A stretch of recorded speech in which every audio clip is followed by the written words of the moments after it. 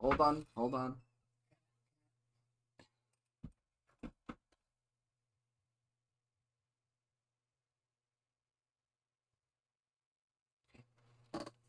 Yeah, I knew you were there, you little shit.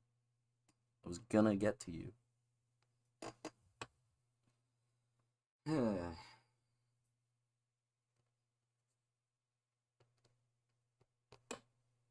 you're on my lap.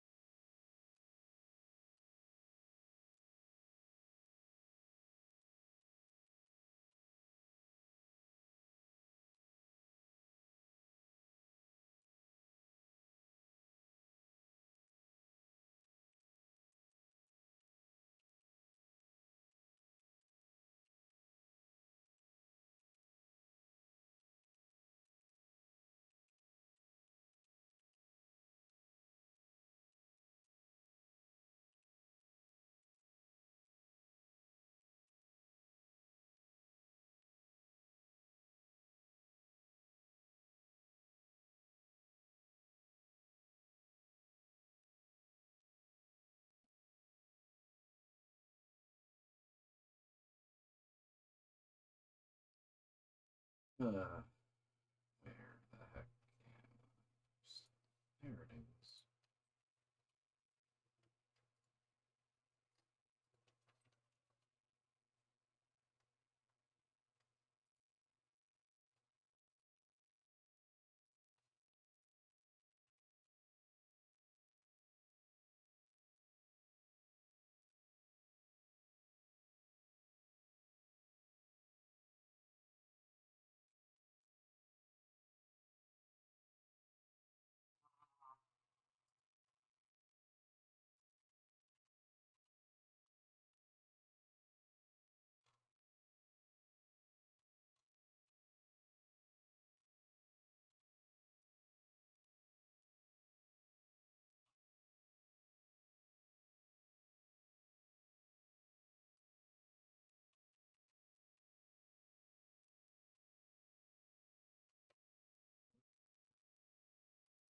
Here, around.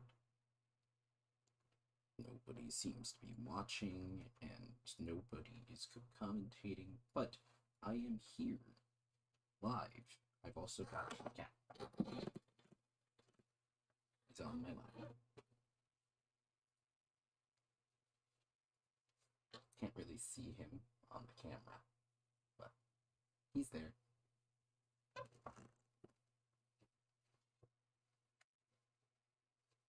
Although, inevitably, camera looks like it could be adjusted a little bit.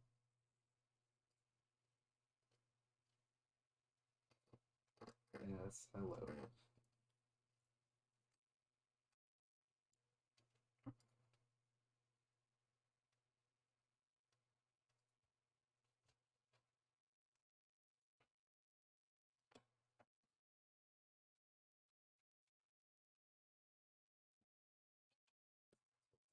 A little further down.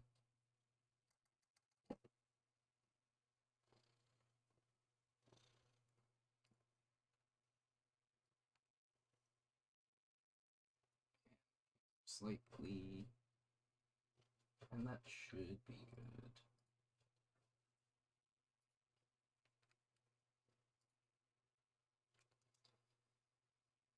Huh.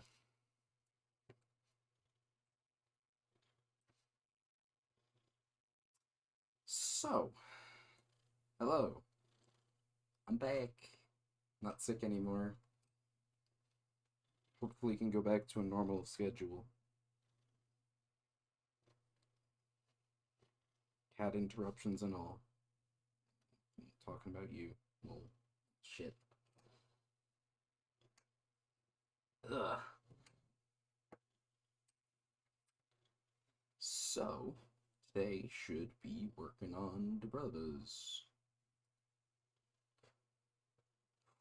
Uh, Last time we had finished the design for all of the characters.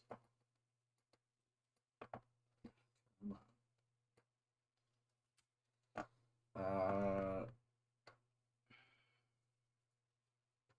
I've started some stuff on the programming, but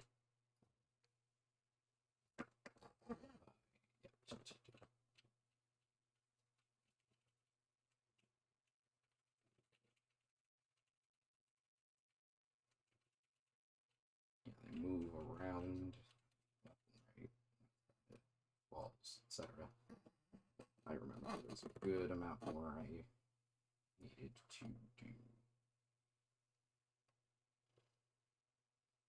This kitty cat is making it so hard to just focus. He is needy, he is happy, he purr.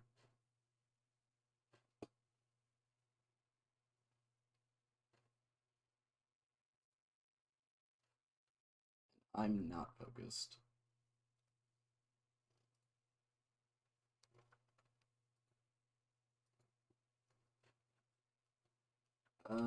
Let's get up the music while I sit here and I'm not sure what the hell I'm doing.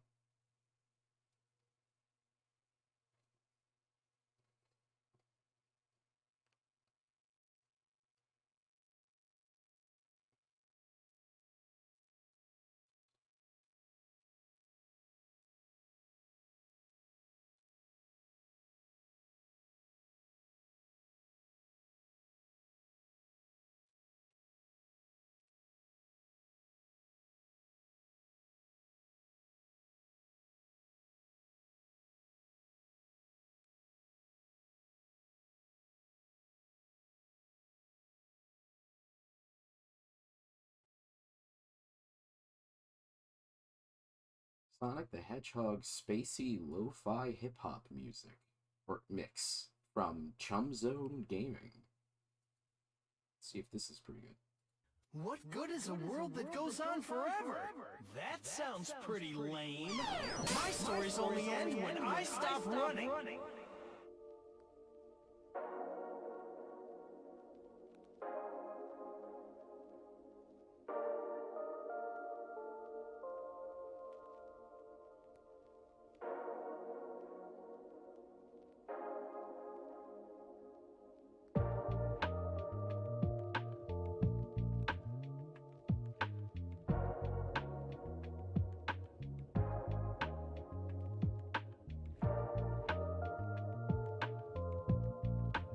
Oh. Uh,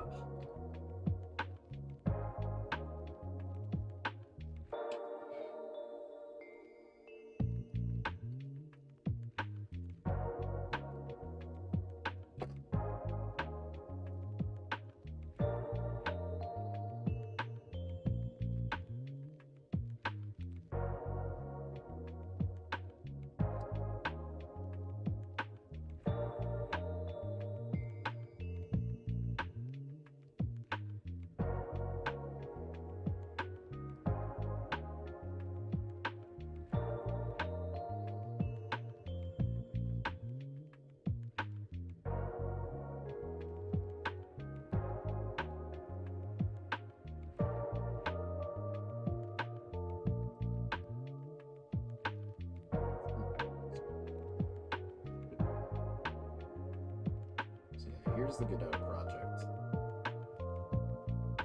Still very much need to learn more about Godot,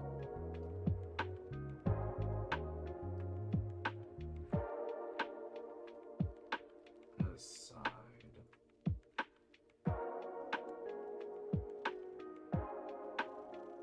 Here's the script.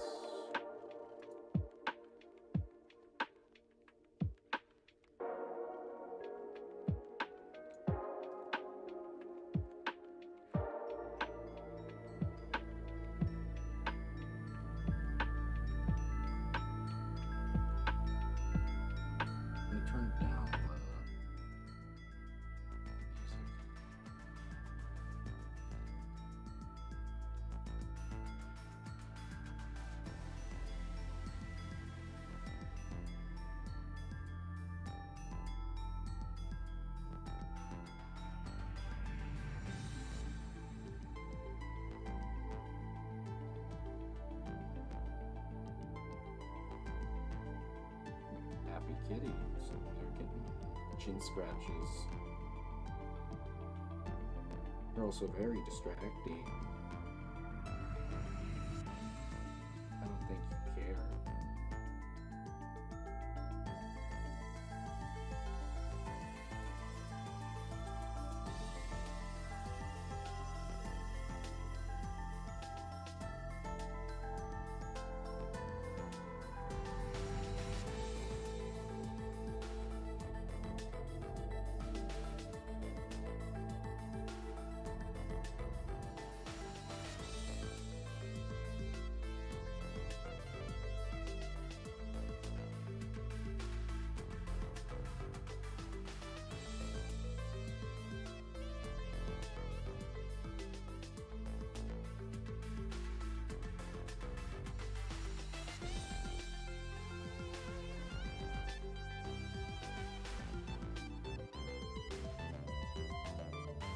Get inputs here.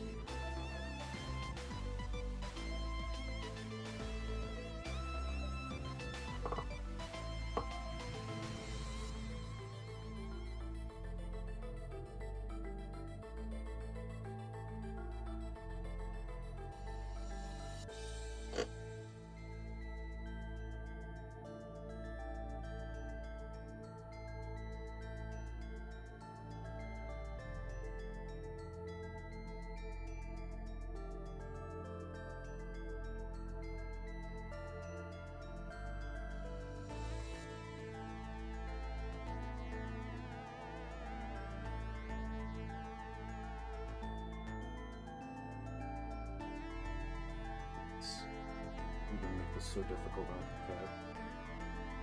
I already am struggling to focus normally.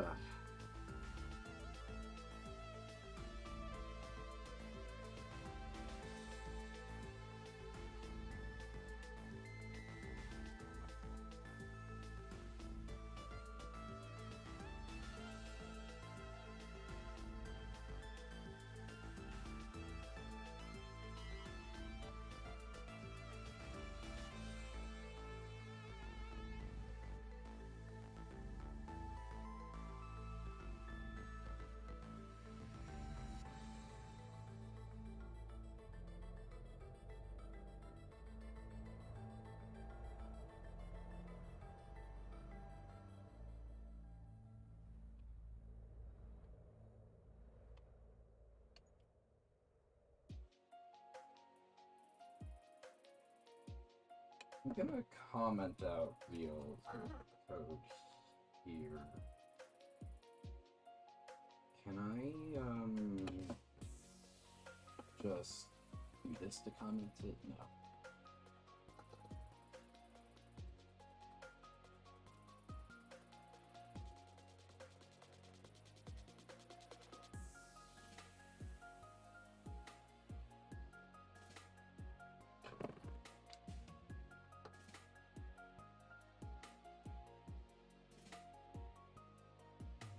Rubbing your head on my arm because I stopped petting you.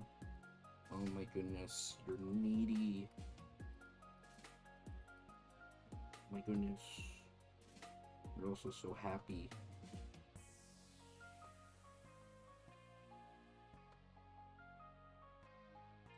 I'm caving to this cat.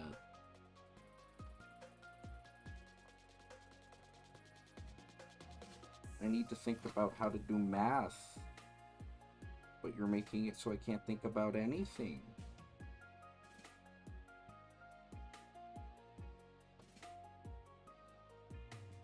You are brain melting.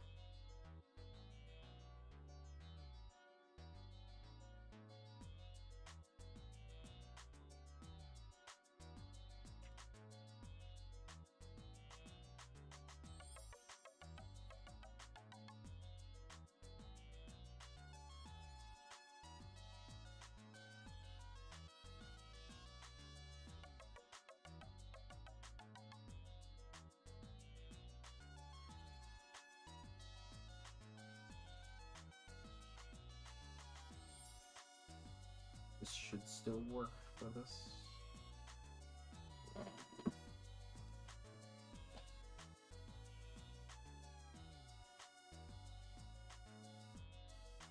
H speed equals minimum of those two.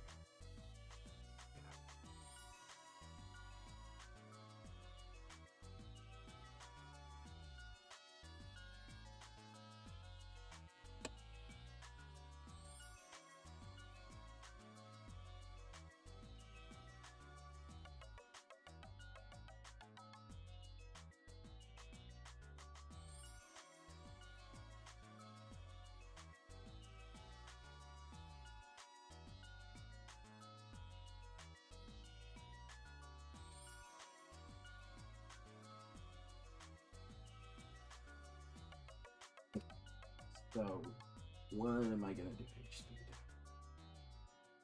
We know H-dir is not 0, and we know it's the opposite direction of your speed.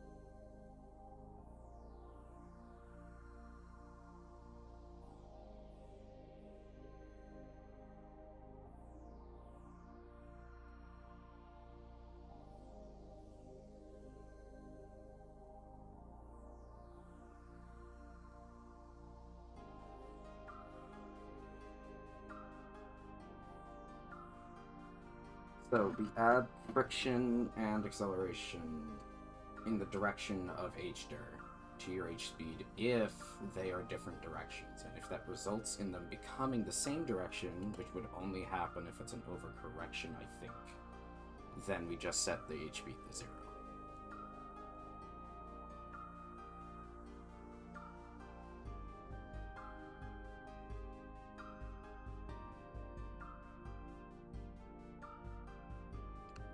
Actually, that might not be necessary.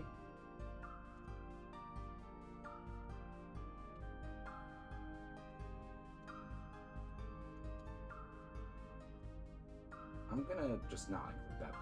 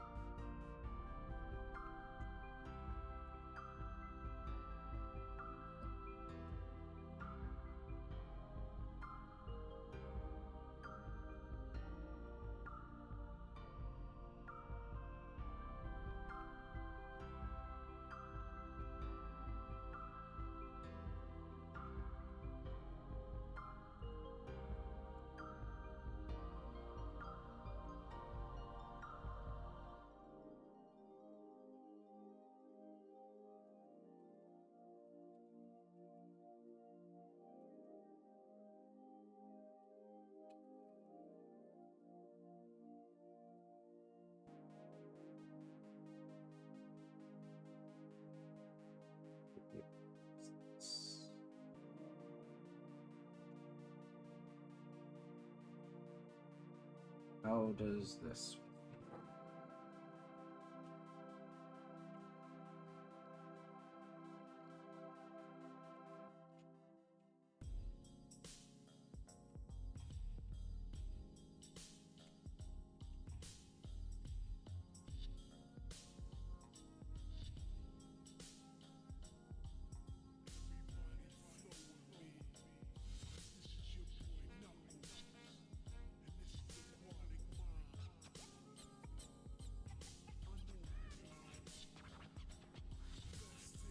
Slide more than a few hard.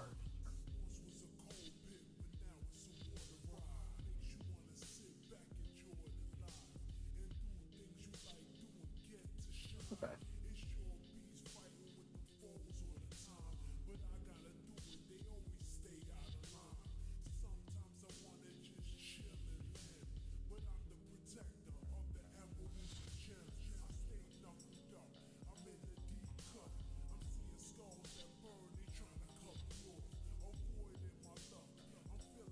Where are input actions stored? You know.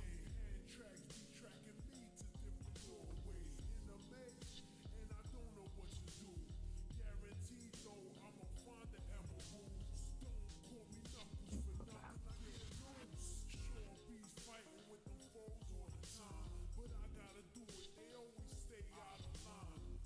Move underscore.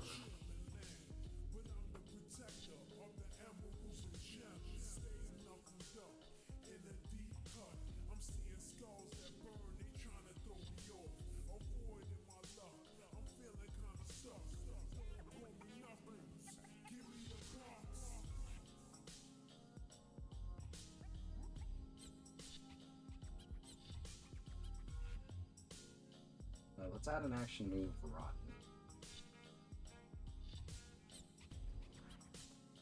And add physical key shift. Okay.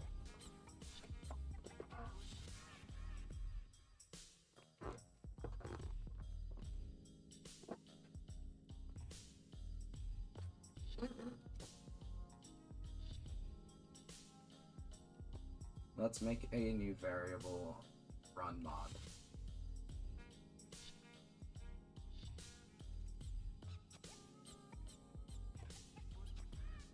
And set that equal to 1 by default.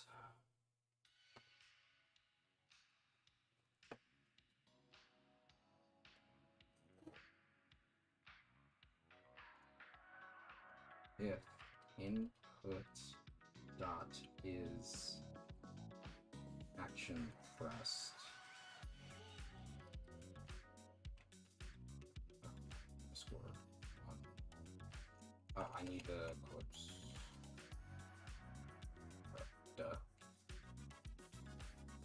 Then we set the variable run mod to 1.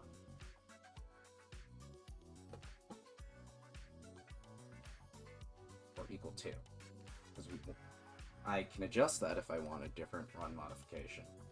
But so, this is assuming I want to double the speed for run.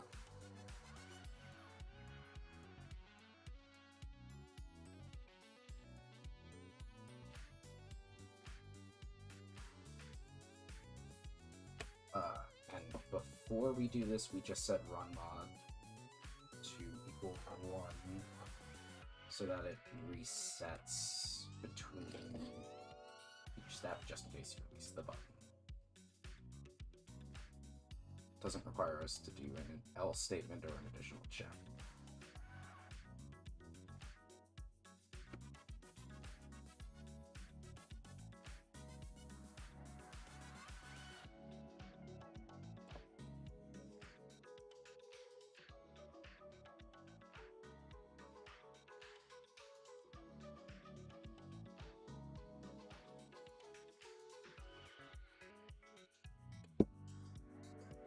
So let's multiply this by run mod. And let's increase the acceleration as well if you're holding run.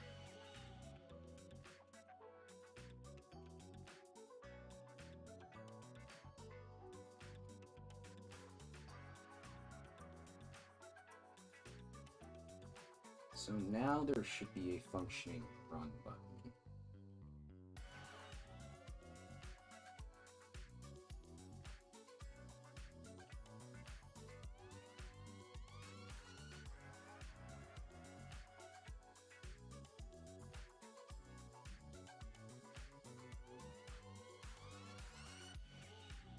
Cool.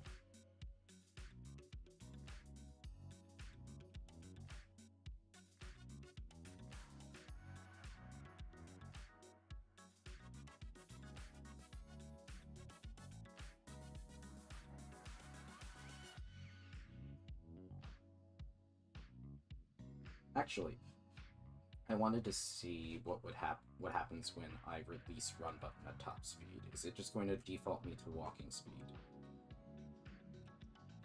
Yeah. I don't want it to do that. I'm gonna have to rewrite some things. I want it to slow you down to your running speed, or to your walking speed.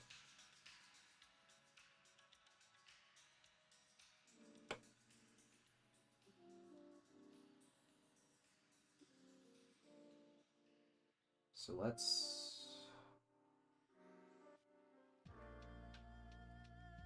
do this.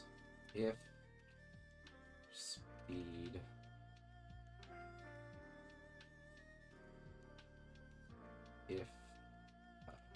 don't use you don't use parentheses in this for if statements. If absolute of h speed is less than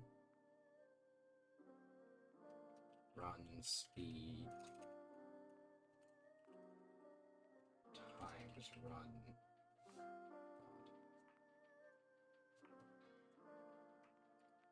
then do this. If it's not,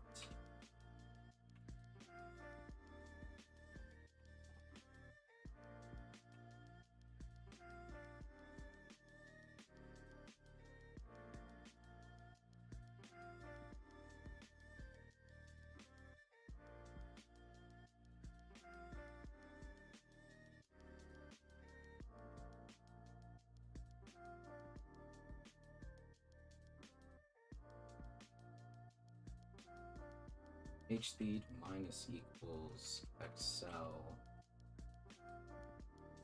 times sine h speed.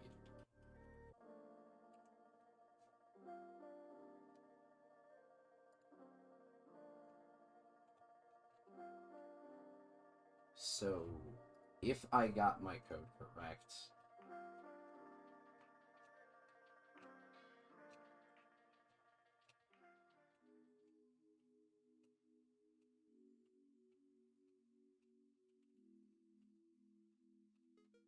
let's do a more dramatic example, because I think it's working.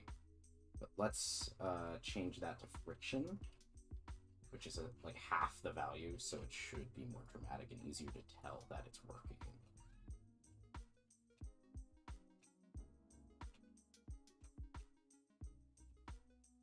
Or not.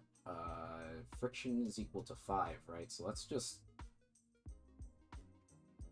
for now, just make it sine h speed.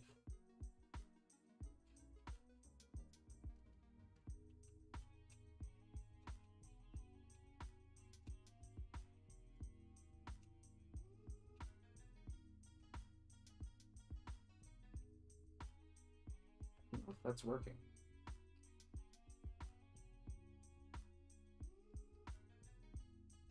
If the absolute value of h speed is less than run speed times... Wait, run speed times run speed? What the fuck?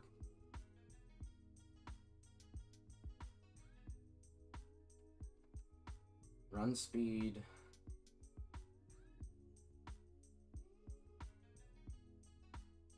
times run mod. That's what I need. That's probably what the problem was. Yeah, no, now it's definitely working.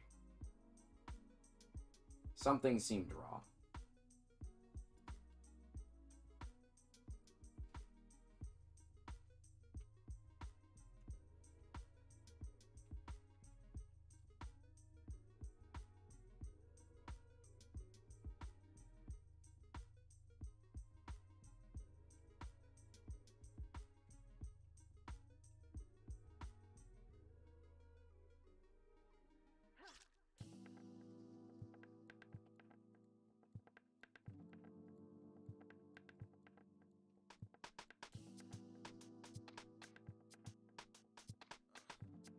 Feels good. I like that. I like it at friction, actually. Makes sense. You're also not trying to decelerate. It's just happening because you can't keep it up if you're not running.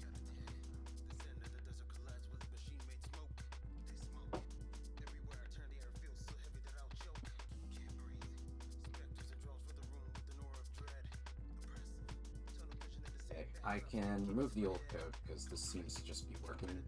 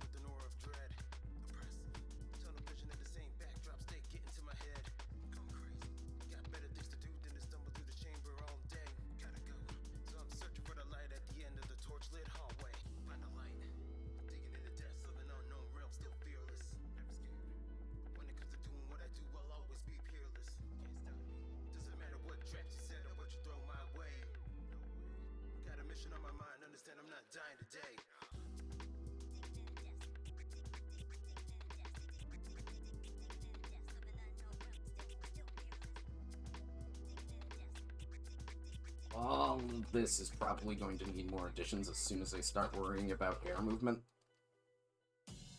Because I'm pretty sure all of this code is under the assumption that you're on them.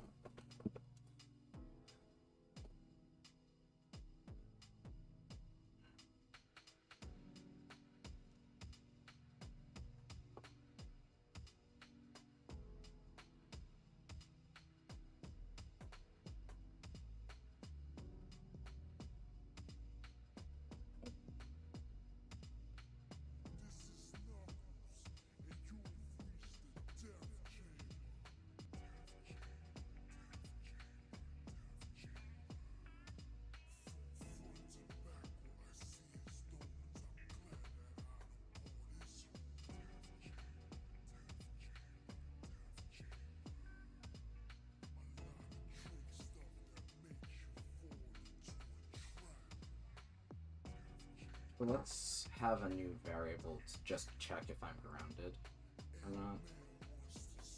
Let's reorganize that to put it right after run speed.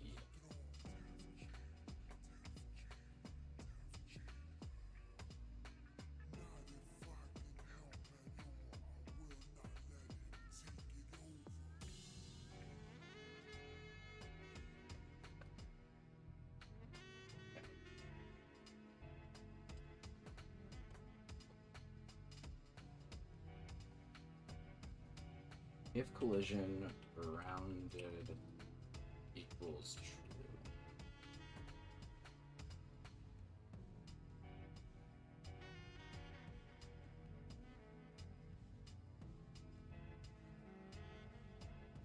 No, this is gonna be really bad eventually.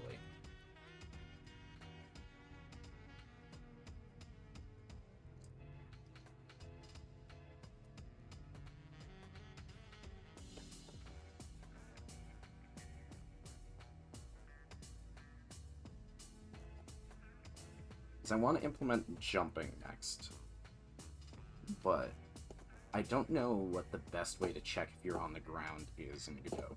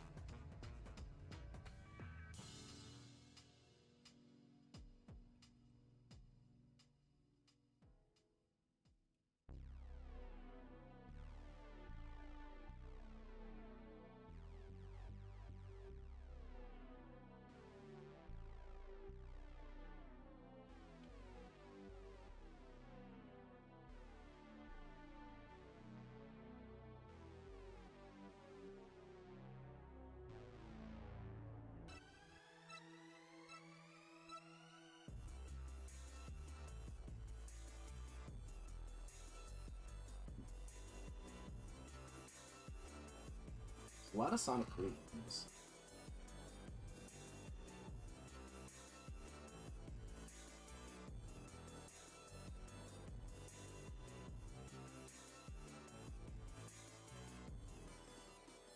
Killing spree. Killing Spree. That's a weird thing to mix with the Sonic 3 Eggman fight music.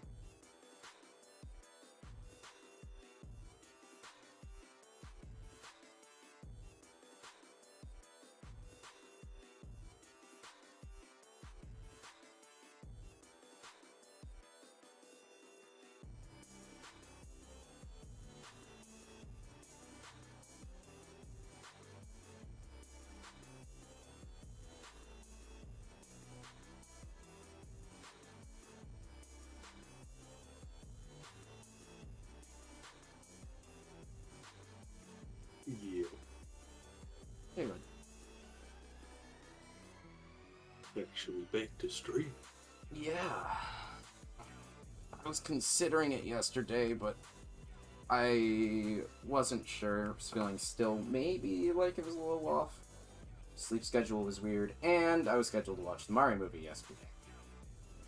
Which I would have had to cut the stream short to get up and see that, so I was like, you know what? I probably could do it today, but it's a little weird. And I'm already on break from streaming, so I'll just postpone one more day. So much think of the movie. It was pretty good. I guess I'll just say right now to my 0 viewers, I'm pretty sure. Because I don't think anyone's watching. Probably gonna start some Mario movie spoilers, unless there's significant objection in the stream chat right the fuck now.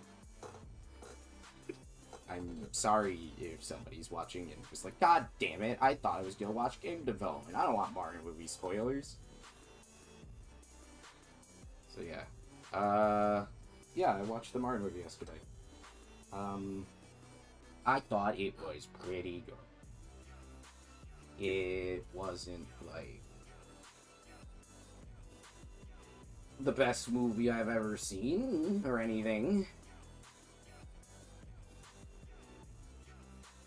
I believe I was sitting in the theater with the credits rolling and I turned to my sister and was like, Sonic 2 is a better movie.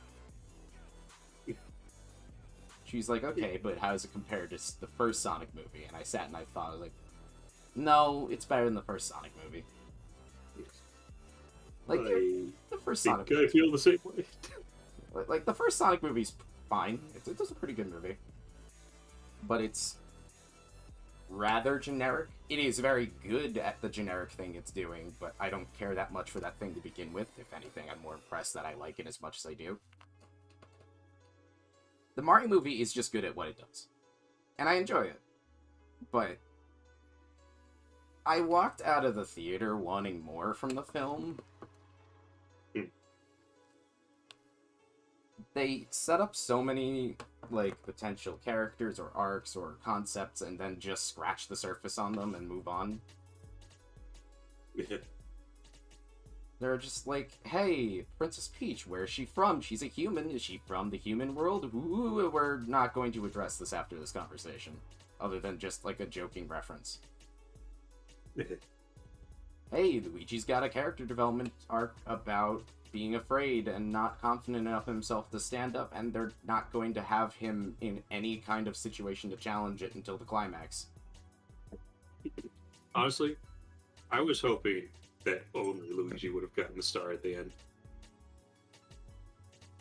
Although the ending is very satisfying, but Yeah, I mean, I'm glad Luigi's part of it, but like, I was like, be like, come on, let it be Luigi, just Luigi. I can see what you're saying. I wouldn't want it to be just Luigi, but that's partly because that would be getting in the way of Mario's character development, which I do like what they do with it, but the problem is that Luigi just didn't have enough. So you get to that scene feeling like Luigi needs more. You know what I mean? Mhm. The fucking Luigi with the Captain America moment is great. I really like that, but it's just, you know, I waited all this film with Luigi sitting there in a cage to get to this. I Yeah, wanted a little more. Yeah, basically what I was afraid of. Where Luigi just basically was Peach instead. Which, like, I'm fine with Peach not being kidnapped and, helping out. She, like, kind of, sort of, technically gets kidnapped briefly.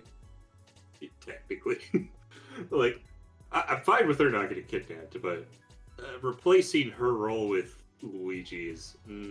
Luigi's, like, the most interesting character of the main Mario cast. Yeah.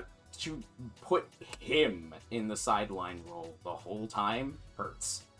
And, like, if you want them to be separated, like, fine. And if you want to argue that it's a Mario origin story and it's a reference to the Mario origin story where Luigi is the original damsel, I get it, but, like... But the name of the series is Super Mario Brothers. I want the brothers. And it made a lot more sense there because they were babies. Neither of them had much character. It was about Yoshi. Yeah. Like, honestly, Mario was in just about as much danger as Luigi was. The difference is that Luigi was actively captured and Mario was at risk of being captured. Like, I don't know, man.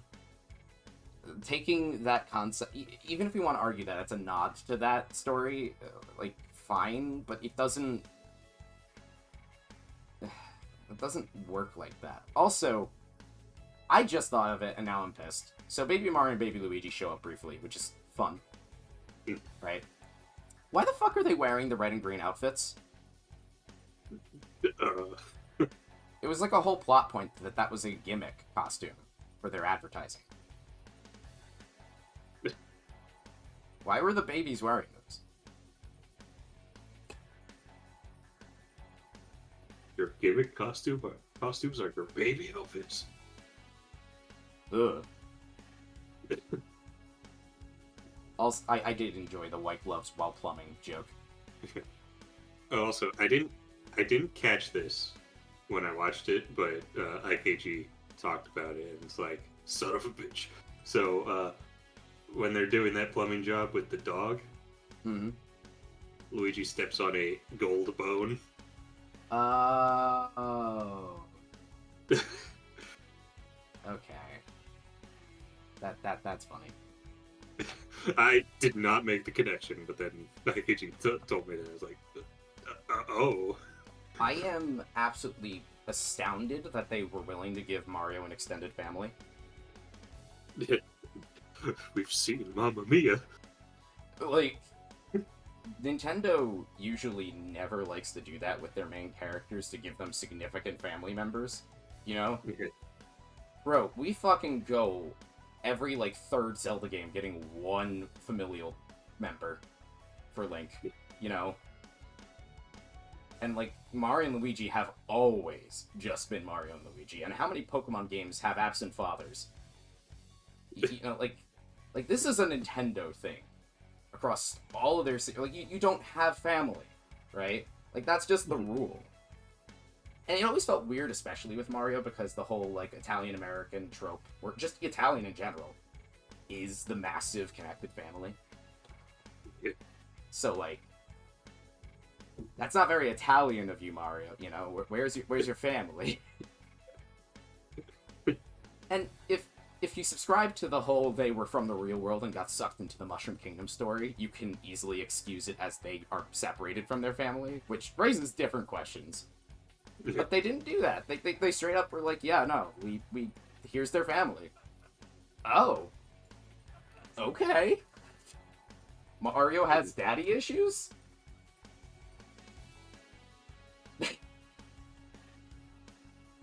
Also, I didn't realize this when watching, but his dad was voiced by Charles Martinet. Was he? Oh, sure. Apparently. He also, was that, like, one character complimented them on the Italian accent. Well, yeah, I could tell which that. was obvious. I caught that one easily, but, Well, now I'm more upset. If Charles Martinet did that father with that voice, which I already knew he had better range than people were giving him credit for, Charles Martinet Yeah, could fucking handle playing Mario. Yeah, he could have. He has way more range. Honestly, Charles Martinet is, in fact, a voice actor. Are you ready for this hot take? Charles Martinet has more range than Chris Pratt.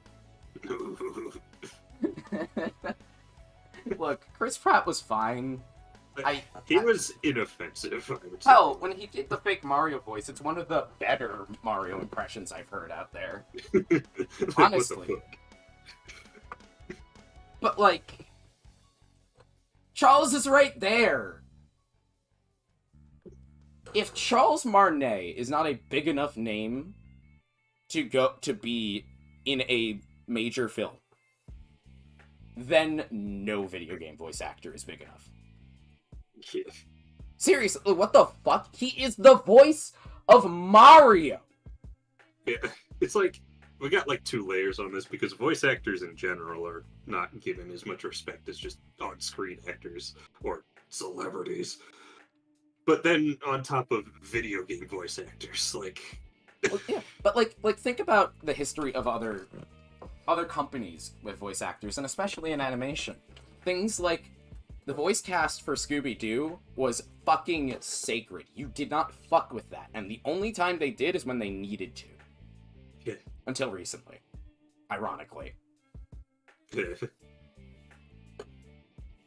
Hell, people thought that the fucking live action fucking Shaggy, I think he did the movie first, but he just became the Shaggy voice actor after that point because he was fucking perfect.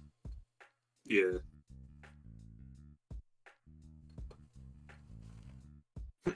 Like, I don't understand.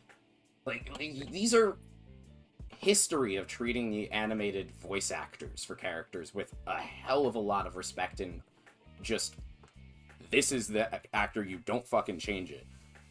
Every fucking, like, Toy Story movie, it's the same characters. It was a big deal when Buzz in Lightyear was not voiced by the same actor. They got motherfucking Captain America to play Buzz Lightyear instead, right? And that movie had at least the degree of separation of, well, it's not technically the same character.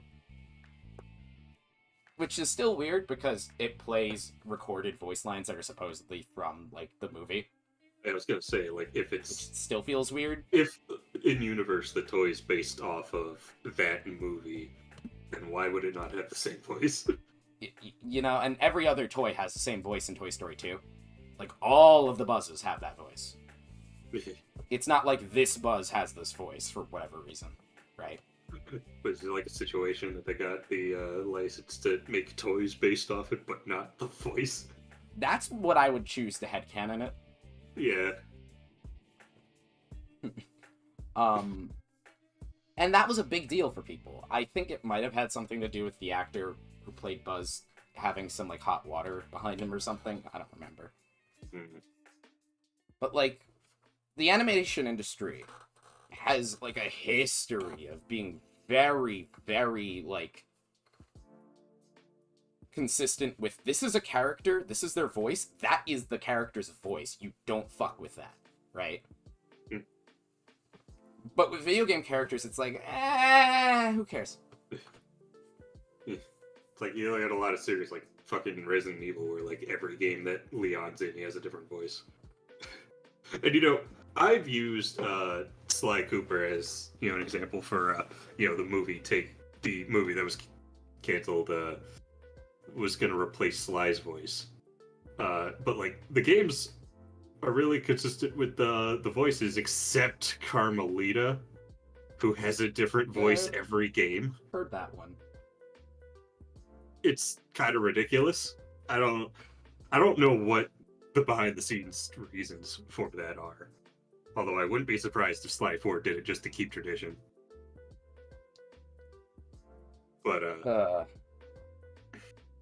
I don't know if, like, every time the previous actors didn't want to do it, or there were some complications, or whatever.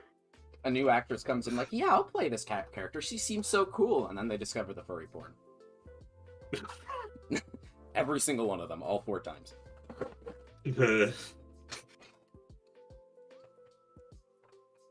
And if we ever do get another game, I hope they change it again because I didn't care for the 1 and 4.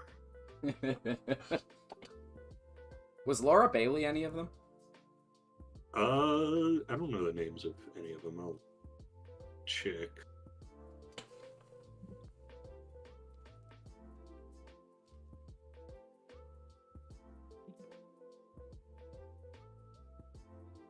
Of course, typing in Sly Cooper, Carmelita. Some of the auto things are like fan fiction or Fox fan fiction. Oh, Fox boy. fan fiction, baby. What? Okay. Just I'm gonna pay attention to this. The rabbit hole. Or the foxhole, I guess.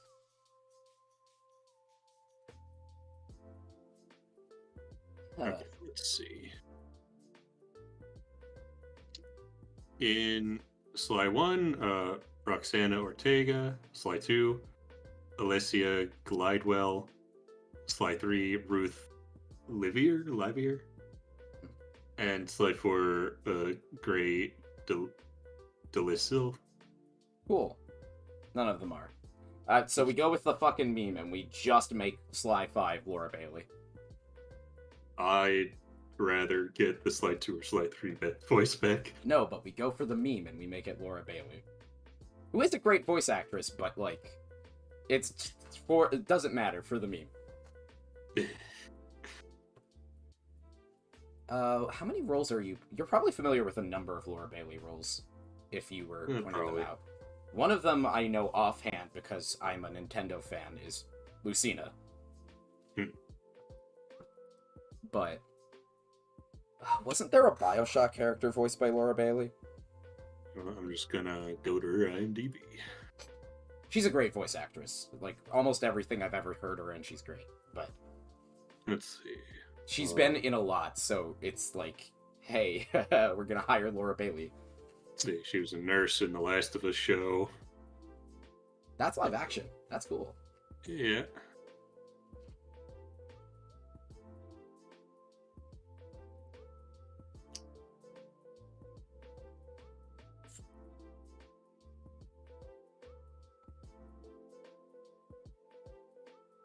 Wait, wasn't Laura Bailey a voice for, like, Ellie or something?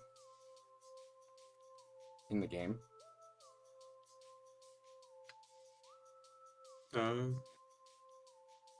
Or was it someone else who did that?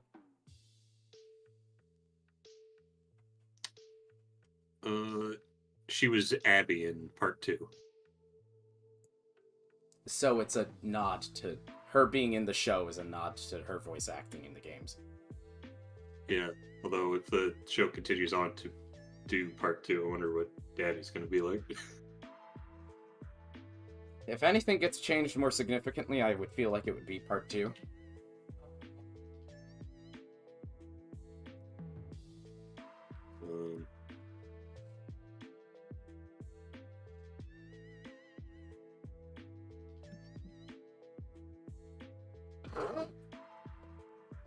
Sorry for not working on game development right now, but that's okay. I'm a little stuck anyway.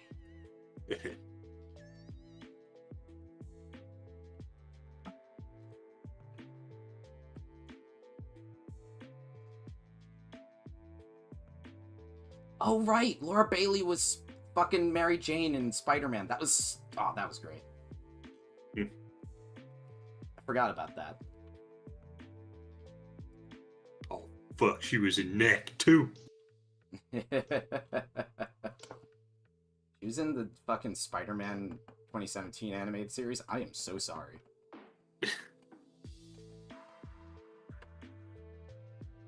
Yo. She's Lois Lane in Injustice. That's funny. Honestly, I probably should have started at the bottom of the list, because I just haven't played, like, any... or watched, like, any of the more recent stuff she's been in. She's Blaze the Cat and Mario and Sonic at the Rio 2016 Olympic Holy Games. shit, I forgot they got her to play Blaze. That's cool.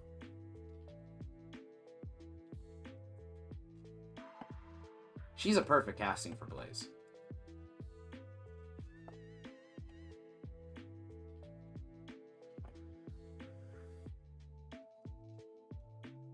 Persona 4. Neat. Saints Row the Third, female voice number 1. Nice. Uh. Oh, she was Fetch in Infamous. Oh god, she also played Oma Chow in Sonic Generations.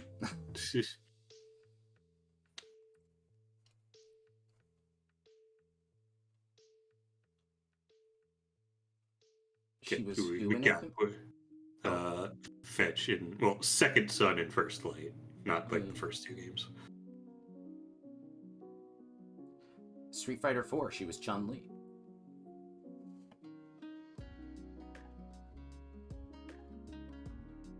She was in Dynasty Warriors 8. Oh, fuck, she was in Neck 1.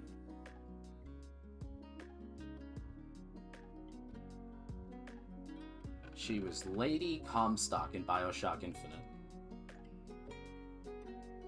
And Esther Mailer. She had additional voices in Last of Us.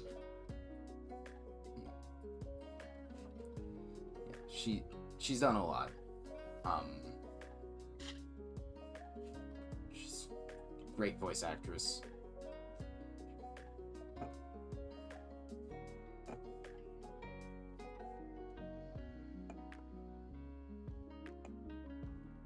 She was in Persona 4, which did she play in Persona 5?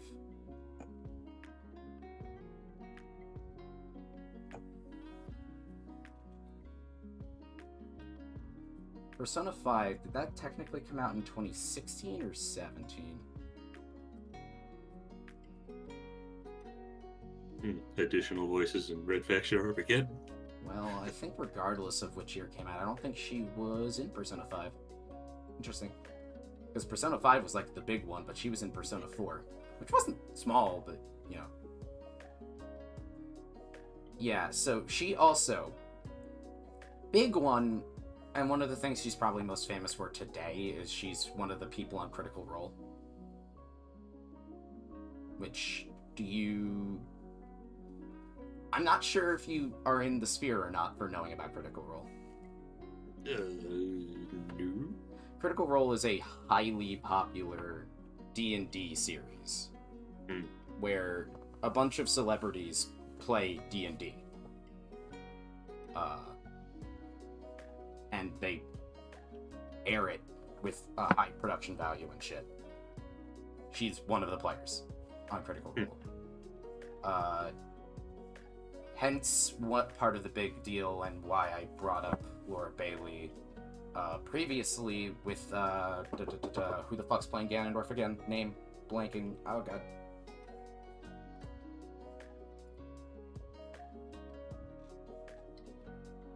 Matt Mercer. Matt Mercer is the dungeon master for Critical Role.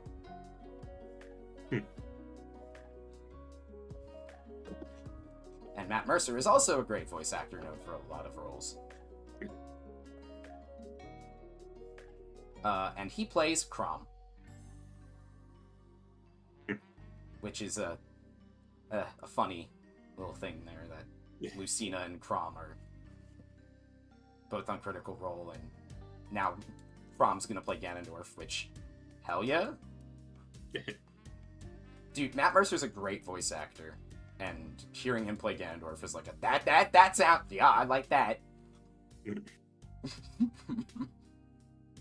Oh, she was a Lust in Full Metal Alchemist.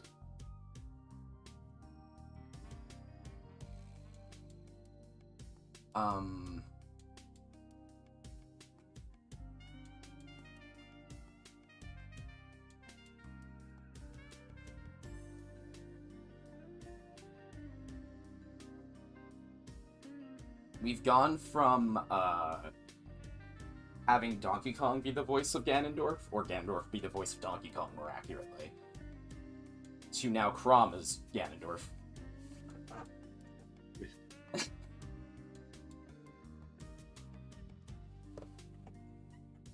I still think it's so fucking funny that the original voice for Ganondorf in Ocarina of Time went to be the modern voice for Donkey Kong.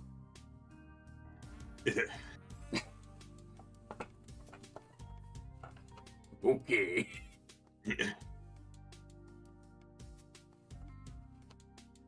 Well, that's the grand voice. I know. But... I know. Ladies and gentlemen, And I knew it was wrong when I said it. I want to thank you for your time. Now it's probably pissed you off, which it worked. Fuck you, bitch. Anyways, back to the Mario. Donkey Kong. I feel complicated about DK in that movie. I don't really care that much for him. Like, he doesn't act like DK. There's some potential interest in there that even pulls a lot from mostly the original Donkey Kong Country. But they don't... He's another example of a character who's totally underexplored. Yes. There was that moment in the eel, weird, right? Yeah, where he's like talking about, oh, Cranky thinks he's a joke, but like... I'm not just a punch monkey or something? Yeah. Like, that's interesting. I like how it's building. He's got this hip-hop thing, this new youthful energy. Cranky just views him as, like, this muscle that needs to go and be the line of succession, which isn't a one-to-one, but feels a lot like the vibes that the original Donkey Kong Country gave off, of Cranky having this legacy and feeling that DK needs to and is failing to uphold it, and DK being this youthful, new vibe energy, particularly the fucking jukebox opening.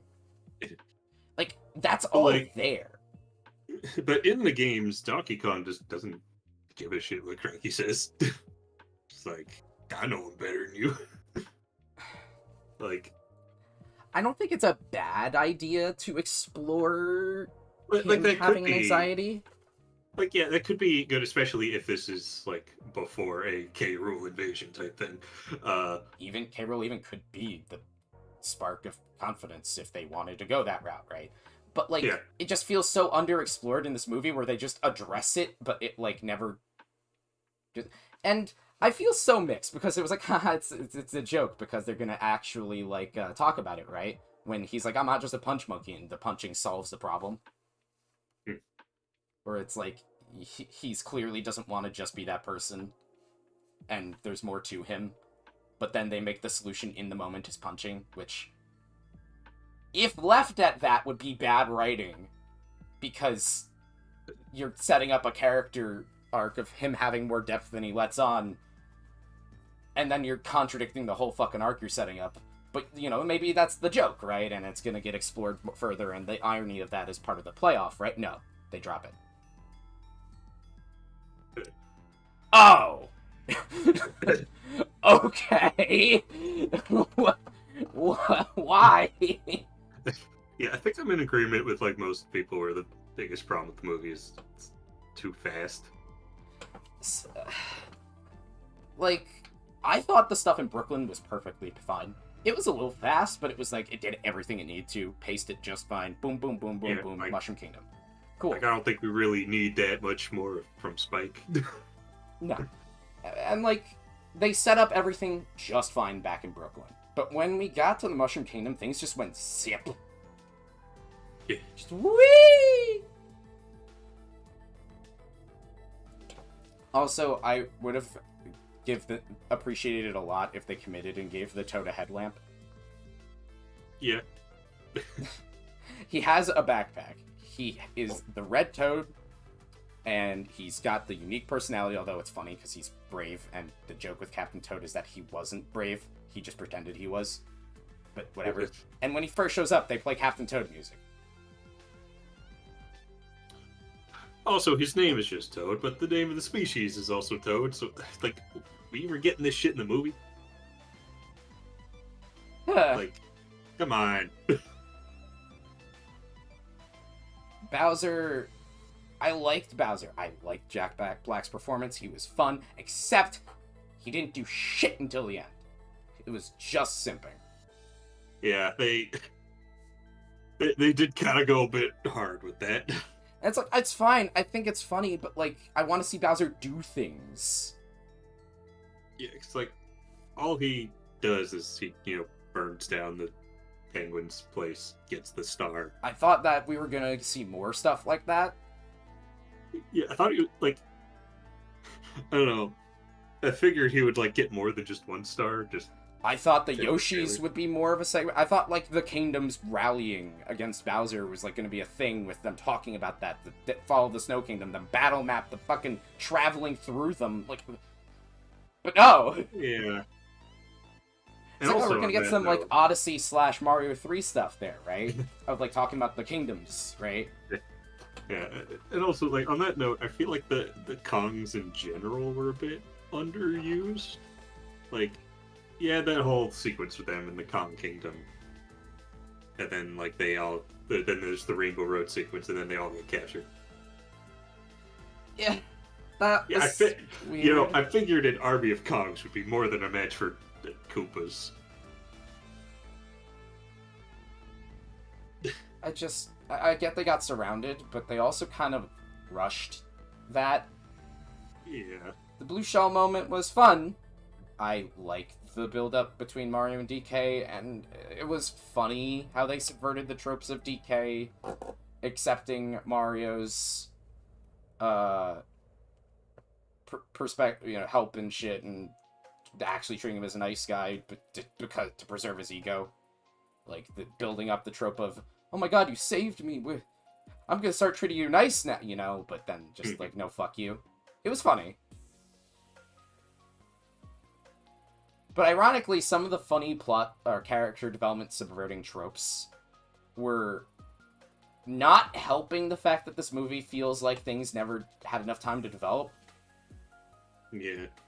Like, I normally would like those things, and I liked them in the moment, but it was just like, I feel like the only character who had proper development here was Mario.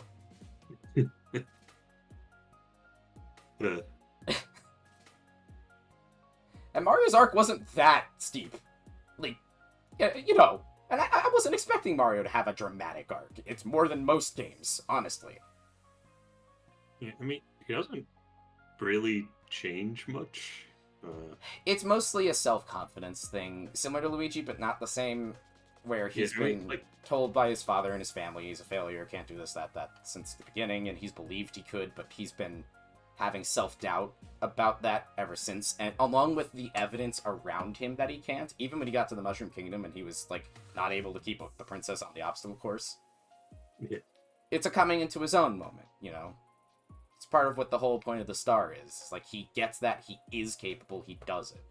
And they show you since the start that it's largely a mindset and an environment thing, because they show him being very obviously capable since the start, but things just go wrong anyway. Mm-hmm. And there's some cool shit to that. I like it. It's more with Mario than they do in most media, but just...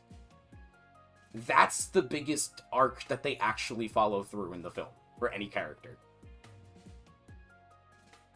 Yeah. Luigi is trying to do more. But he's stuck in a cage all movie.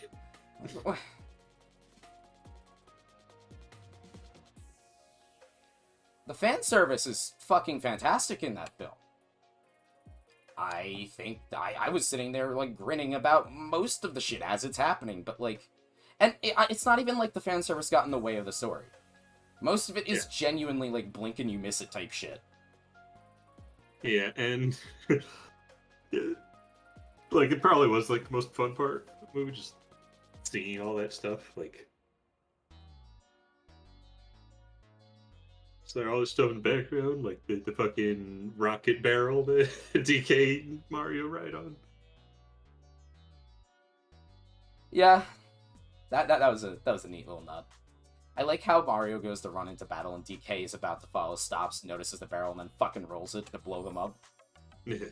that was neat. I also like how DK rolls at Mario as like his opening. Yeah, so I was like, oh, he rolled.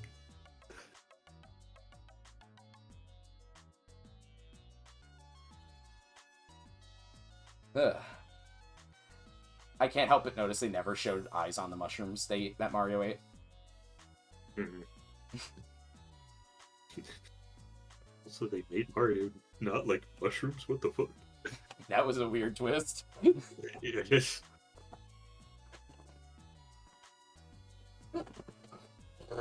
He starts scarfing them with no problem by the end, but he's just like, oh, are you kidding me? Also, Luigi likes mushrooms. You know, there really weren't very many bananas. Yeah, there was the banana cannon. Yeah, like, there were some, but like, we even see DK eat any. I don't remember. Oh no, we do. When they go into the like treehouse for the battle plan after the fight, he sits in like the little hammock there, and I think he starts eating a banana in that scene. Okay. I know the Kong that was like driving them through the kingdom, ate one and then caused a road crash. I'm sure some Kongs died in that. The just brief ditty. Yeah, like, I knew Diddy wasn't gonna have like a big role in the movie, but like I was hoping more than just that. I don't know, like have a couple scenes during the Mario Kart part where he's one of the drivers. Same with Dixie and Chucky. Yeah. Also, the fucking anti-gravity wheels can drive on water. That's not how that works. You're telling me this whole fucking time.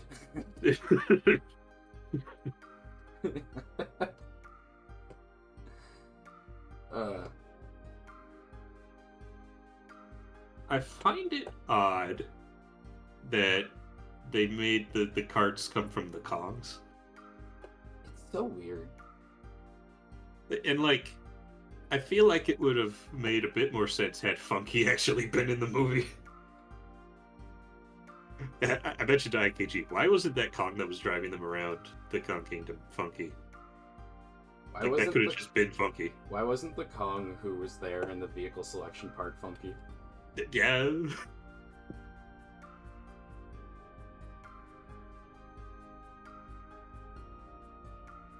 It's weird. Yeah, it's like the Donkey Kong representation in this movie is just odd because it's not accurate at all to the games, but I'm like in a weird position where it's like I appreciate all the attention Donkey Kong's getting, but at the same time, it's not like the games at all. So it's like, there's like some Donkey Kong nods in there, but yeah, like that there are some like nods to game stuff, but also Cranky is definitely the worst performance. Yes. I did not like that Cranky voice. I didn't hate it, but it was odd. That did not feel like Cranky.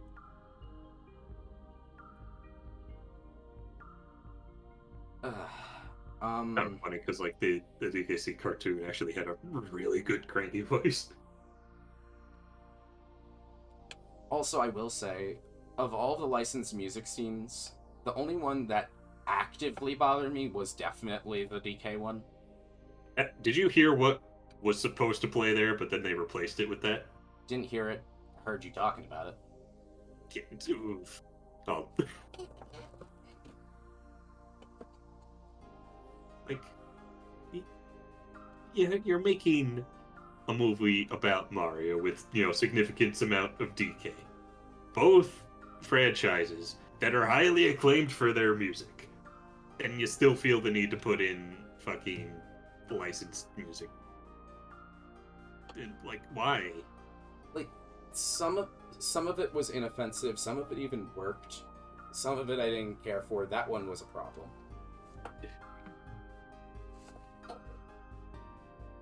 Yeah, DM do the track listen whenever you want. Yeah. And honestly,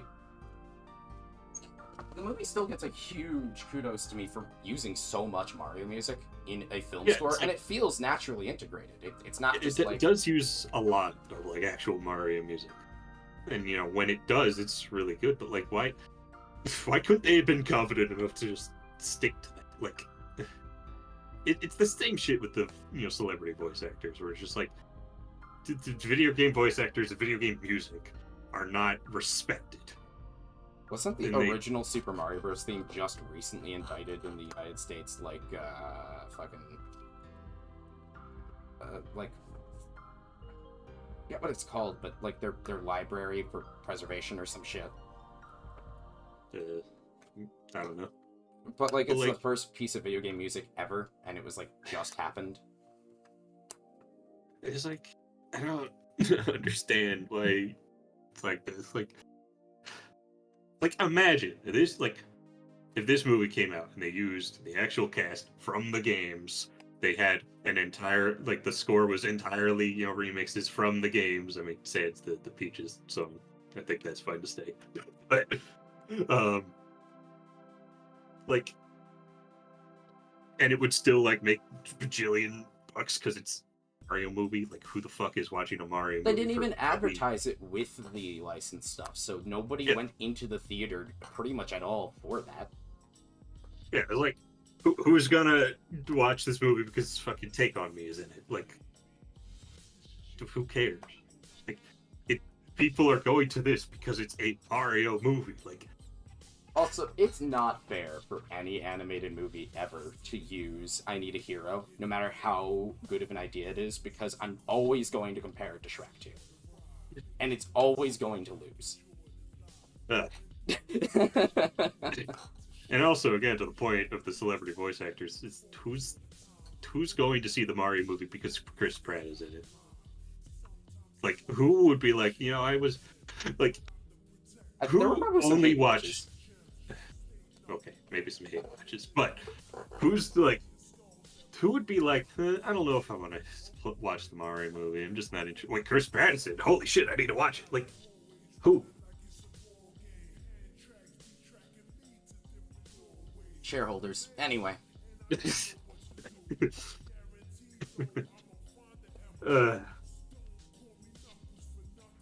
I just would have liked it if it just was bold enough to use the actual voices and stick to the actual game music. Make a statement that this shit can do well because it would have done well because it's a fucking Mario movie. I have such mixed feelings as somebody as interested in video games as I am about the Mario movie becoming the best performing animated movie. Like, it's a video game adaptation that genuinely took itself seriously as a video game adaptation with respect to the original. As imperfect as it can be, it absolutely is that. Yeah, like, I don't think the movie's offensive, like, in any way. It's... Like, it's, it does what it sets out to do decently well. And it pays... The best thing it does is paying homage to the source material. Yeah, like, it doesn't disrespect the source material at all. Like, even as inaccurate as the Donkey Kong stuff is to the games themselves, it never felt like it was insulting the games. It's highly reverent at all times. And it, I think, is ultimately a good thing for the broader media industry that a movie like this is so successful, because it shows that treating video games with that degree of legitimacy and respect is a successful formula. You don't need to lean somewhere else for it to work, and I think the Mario movie does enough of leaning on Mario instead of the greater industry that it's pretty obvious the reason the Mario movie succeeded, even to just fucking cold-blooded analysts, right? Is that they can tell it worked because it's Mario. Not because it had Chris Pratt, not because of the licensed music or because it changed Mario. It worked because it was Mario, And Mario's a video game, and it embraced that. And that's a positive development for the representation of video games in broader media. But as an animated movie to be the best performing animated movie, it's like fine. Yeah, like, it's aight. Slightly enthusiastic aight, but Oh, it's a fun watch, but it doesn't really have any like twists or turns or surprises. It's not really it's also not like a typical concept done very well that it just hits you or something. No. Bro, we both just watched Puss in Boots: Last Wish recently, right? Like another that's way new like another new animated film. I mean, it came out technically 2022, but like it was like December. And it just left theaters recently. There might have even been overlap between these two films in terms of being in theaters, but... And, like, this being the highest grossing animated film, when I just saw that thing... like... Come on, I even acknowledge I didn't help. I watched Puss in Boots at home.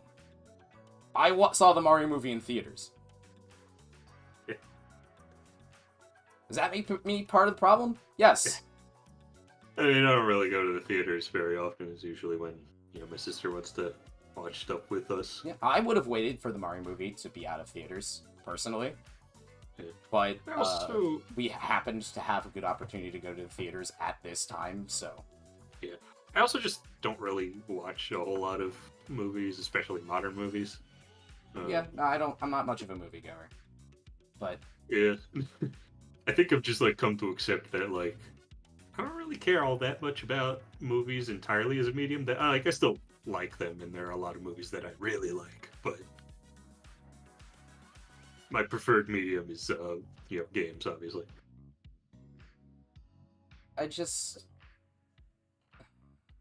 I'm a casual movie enjoyer, I suppose. Yeah, I understand that. I wouldn't describe myself differently. But I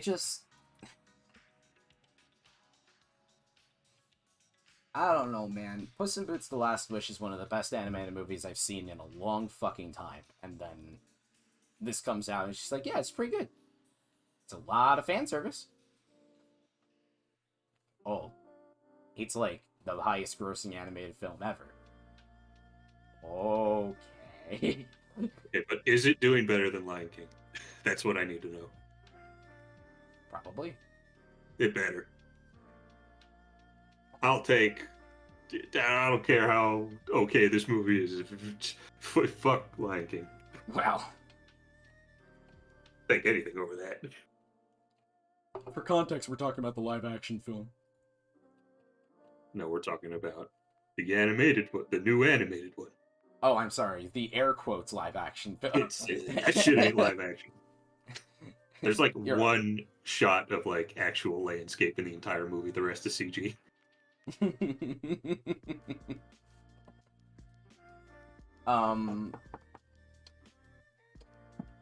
It's I don't know, man. I mean, I enjoyed the Mario movie. I am glad that people like Koji Kondo got proper accreditation. It's so fucking weird seeing Miyamoto as a director or some shit of this film. Yeah, it's cool. Koji Kondo got that. But where's Grant? I know.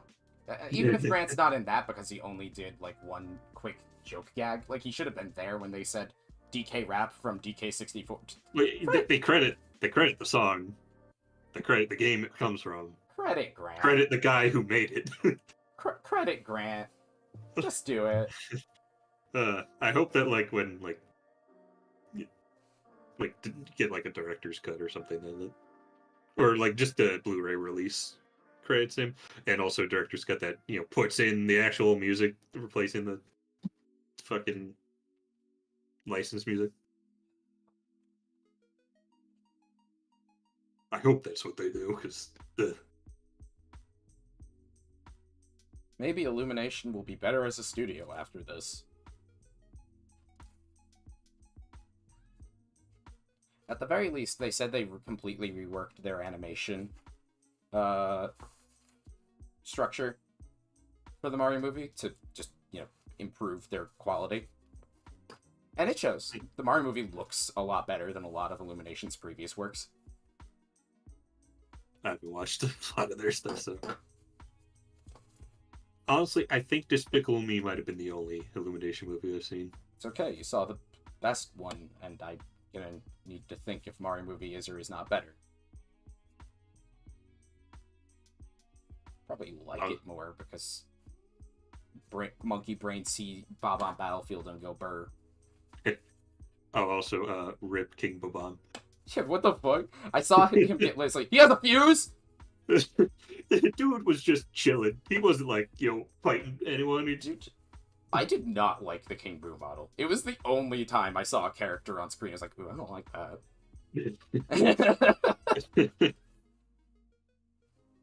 Also, I thought they were about to just fucking blow up Brooklyn at the end with the bonsai bill. I was like, what the fuck? Are you just gonna lead that there?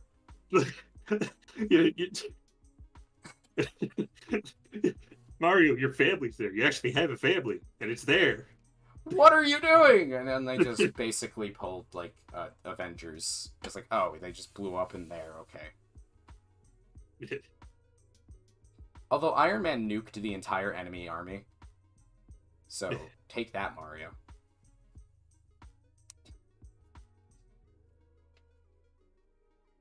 Me watching the Tanuki suit, or the raccoon suit, I guess, getting so much coverage.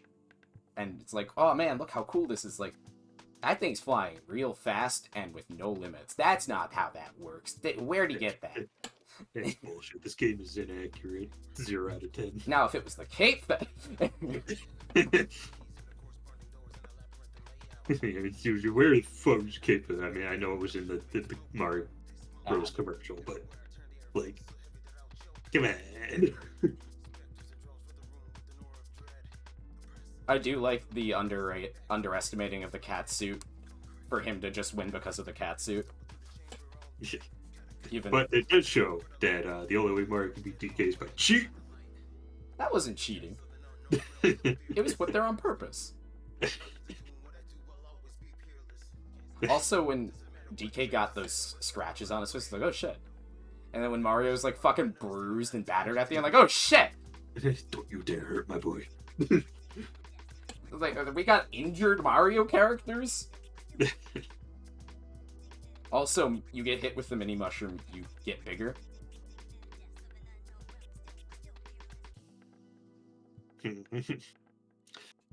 When Mario got the mini mushroom and DK hit him, it was just like, okay, he grew.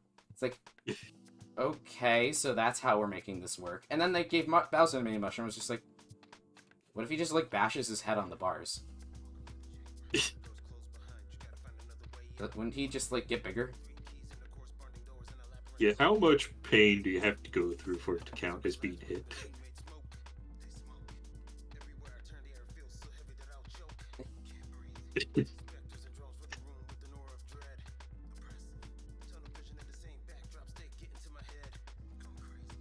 Also, fucking Peach just became Elsa.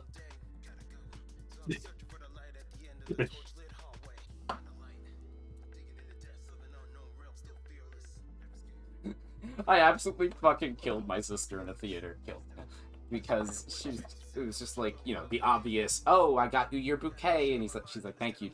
So she's like, what's the bouquet? And she's like, and I turned to my sister, it's like, it's got cyanide pills.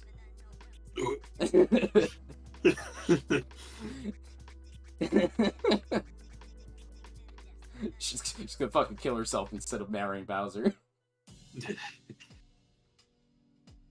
Yeah, I mean, I figured she had something in there, just you know, by the way she was acting. You know, if I made the joke of it's cyanide pills only for her to pull out a poison shroom. Oh god.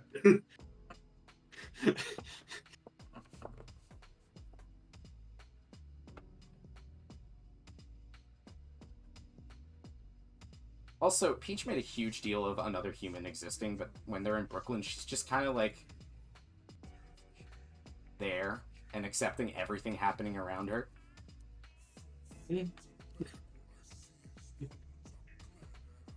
So, someone needs to teach Miyamoto about Chekhov's gun.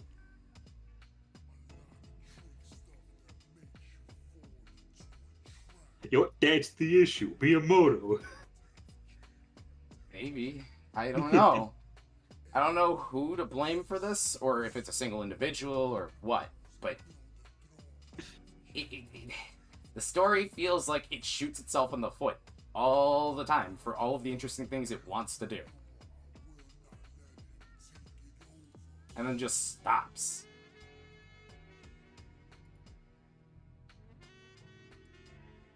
As much as I could go and say, but it has a Mario music. Sonic 2 actually handles a story development that's not just lip service to the game it's from. You know, like that is the characterization of Sonic, Tails, and Knuckles from the games of the arcs they're referencing put into the big screen and adapted for film. And they go through the whole fucking motion, and it's great. Mario movie might be more accurate in terms of, like, literally being like the game. But as a movie, it's like... And accuracy wasn't the problem with the Mario movie. It could be pretty much just as accurate and be a better film. I bet you somebody out there would take this as an example of this is why video games don't pair well with translate well into film. The only way you can make a good video game movie is by making it less like the game, hence why Sonic 2 is a better film than Mario movie. But no, that's not the why!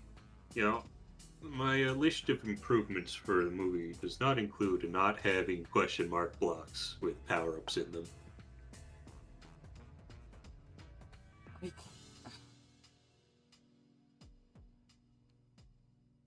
You know, video game logic doesn't have to, you know, be incompatible with the movie. Fucking Scott Pilgrim. You can pick and choose how accurate you want to be with some fucking minuscule mechanics. The Sonic movie goes and says rings are used for travel. Right? Yeah.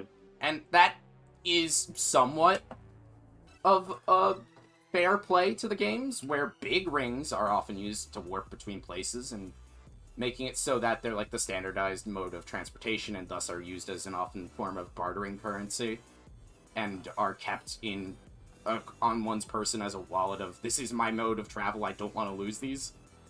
Makes sense. And Sonic getting hit in like the first film, right, and like dropping his rings is kind of like a nod to the games of like, hey, he got hit and he dropped his rings, and that's a problem, right? He needs to get his rings back because they spilled everywhere, you know?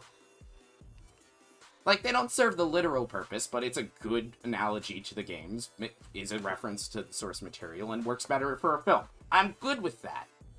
The Master Emerald and the Chaos Emeralds are not exactly the same, but making the Master Emerald a conjoined form of the 7 Chaos Emeralds makes sense for a film and makes it less of a MacGuffin. Because, like, having 7 MacGuffins to collect makes sense for the extended run of a game. But for a film, that's a lot of individual MacGuffins to try to cram into a plot. You know what I mean? It makes sense. Turn them into one MacGuffin by using elements of the game and translate them for film. Good idea. We don't need power-ups to be literal in, like, the video game. They are your health bar, hit, you lose the power-up, boom. And even then, it's not literal, because Mario getting hit when he's doesn't have a power-up doesn't make him die. They just translated you lose a power-up when you get hurt. And they didn't even need to do that, but they did. And that's fine. It works in the film. They took aspects that work, left ones that don't. And that's good by me. It doesn't need to be one-to-one accurate. Obviously, some things exist to just be for the game. You know, it's something that doesn't just exist to make it the game, and you can have it. You can have the characters look like the characters, for example. You can have adaptations of the soundtrack to fit a film score.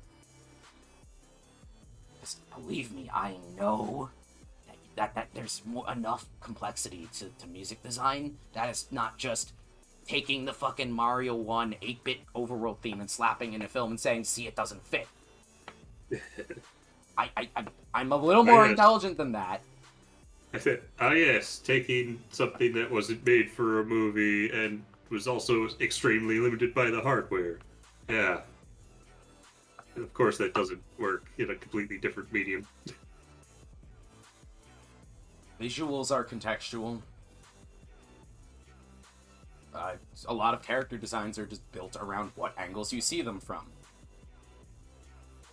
You know what's something about Mario? You don't see Mario from his face side very often.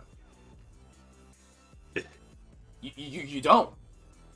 You either see him from the side or from the back most of the time. And you could say Mario's character design is built for that in the games. In the movie, they needed to worry a lot more about seeing Mario's face.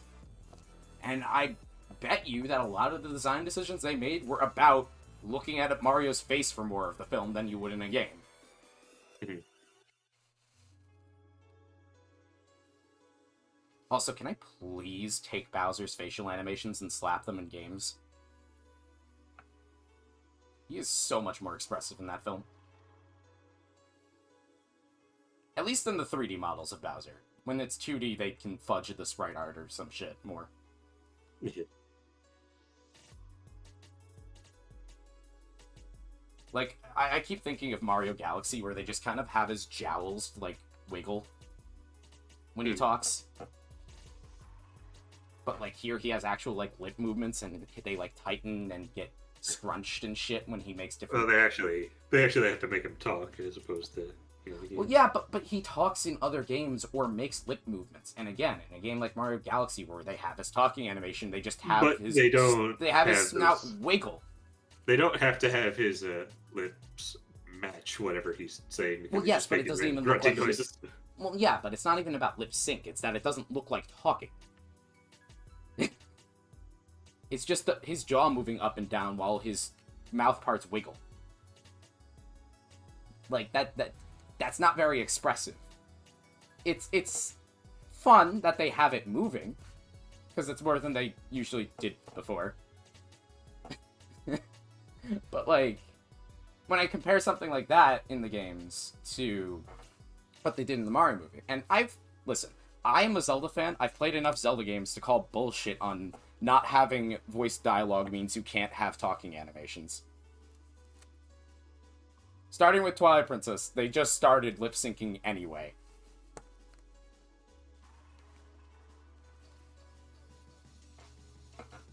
Ugh.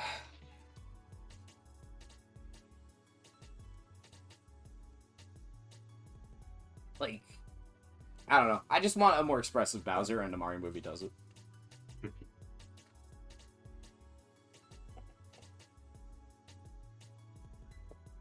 Also, I saw a tweet where someone's review of the movie. There was a composer for the movie made a comment saying that essentially they had to fight in order to use the Starman music for the final fight instead of Van Halen's Jump.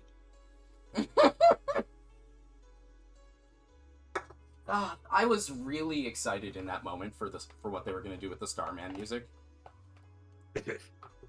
If that was killed with licensed music, I would have been mad. More than the DK moment was just like, that's stupid. No, that would be like, this is the climax of the film with one of the most iconic elements of the Mario series, and you're doing what?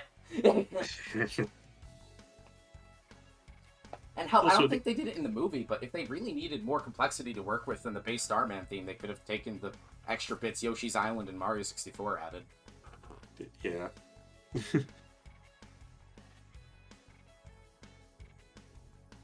Also, I've heard so many arrangements of the Starman theme over time that try to do unique things with it that I know you fucking can.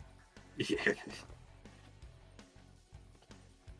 Although I do really appreciate that when they were showing off Bowser, one of the first times, and there was like a rock concert going on, they were playing the music from Bowser's Fury for when Bowser shows up.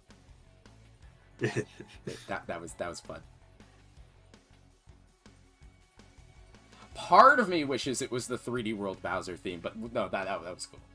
I think that worked for that scene. Yeah, but I would have still liked that to appear somewhere. God,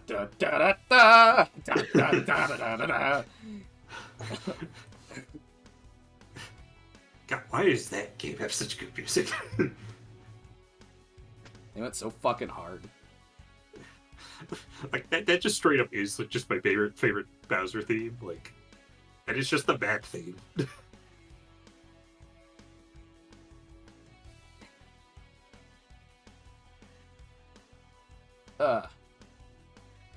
I think before that, my brain always went to the Mario 64, like, Bowser pre-fight shit. The, you know, like the ba-ba-ba-ba, Yeah. But, like, oh, that 3D World theme hits hard. Yeah. I like that. And I think it fits Bowser very well. Yeah.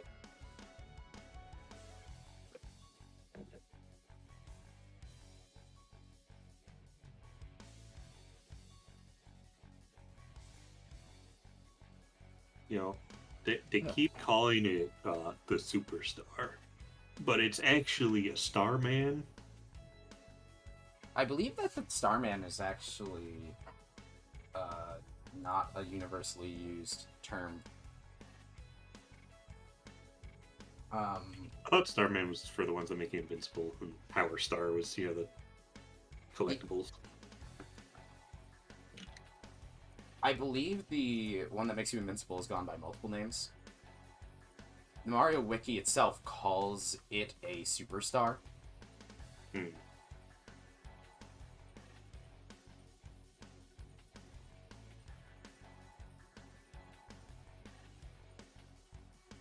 Superstar is also written as, or alternatively referred to as Starman Star Bonuses. Who the fuck calls them Star Bonuses? They have link references. Nintendo Magazine System AU issue number 49, page 39. But why? But yeah, Superstar is the name I think they go with mostly today. Fine. Although it makes me think of Mario Party. This whole movie was actually about Mario Party. Also, they kept saying the Superstar, right? You mean there's only one? Which I was thinking throughout the movie, wait, is it like gone now? I mean, it seemed to work like, you know, how they do in the games. They make you invincible for a little bit of time and then they're gone. So, like, is it just gone now? Is there no more Superstar? Maybe there's probably some more just around that they don't know about. I finally found it. Also, the Kongs were the most powerful army, but the Penguins had the Superstar. They didn't use it, though. Well, yeah, but it's about potential. I... You know, the Penguins had the power to just overthrow the Kongs and then just become the strongest army if they played one fell swoop. Well, the problem is, like, I don't know if their entire army could use it at the same time, but even if they could... That's not necessary for a Head of the Snake play. But they would also... It's not like the games where they just touch, you know, someone and they die instantly. So, like, they need to be strong enough to actually fight the Kongs. Which, their tactics don't really show that. How did the Penguins get it then?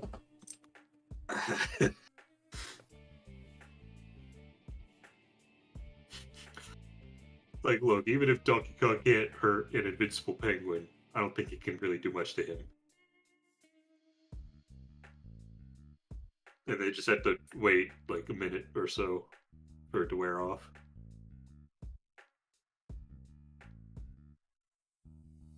Although we did seem to have some kind of Kirby rules with sharing the Superstar there.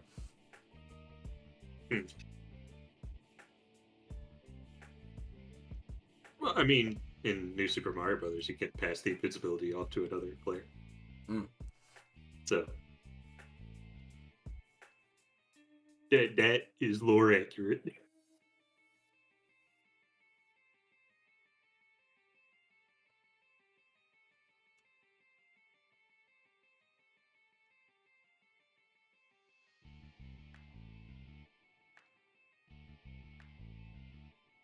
Okay, so does this all mean that Yoshi's Island is not canon?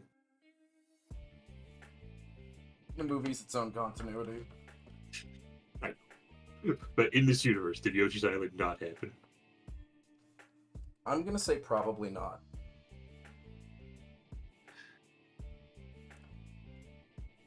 Of course, given the fucking post credits, we'll find out. I didn't actually see that in the theater. IKG had to tell me about it. We saw we waited until, you know, the extended Bowser Peaches. The mid credits scene. Yeah. Yeah, and then we figured out that was probably it and left. We live in the post Marvel age.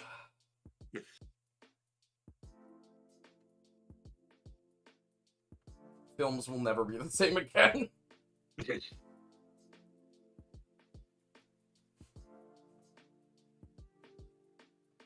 You know, like when I'm watching it at home, it's fine because I can like fast forward or skip ahead or whatever. But like in a theater, it's just like it's kind of awkward. It's to get people to read the fucking credits. It's all a scheme.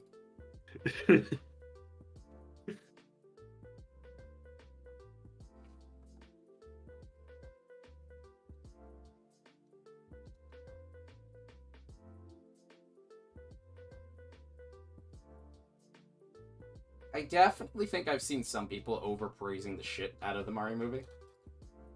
Yeah. I think some of it's a bit reactionary to the middling critic score.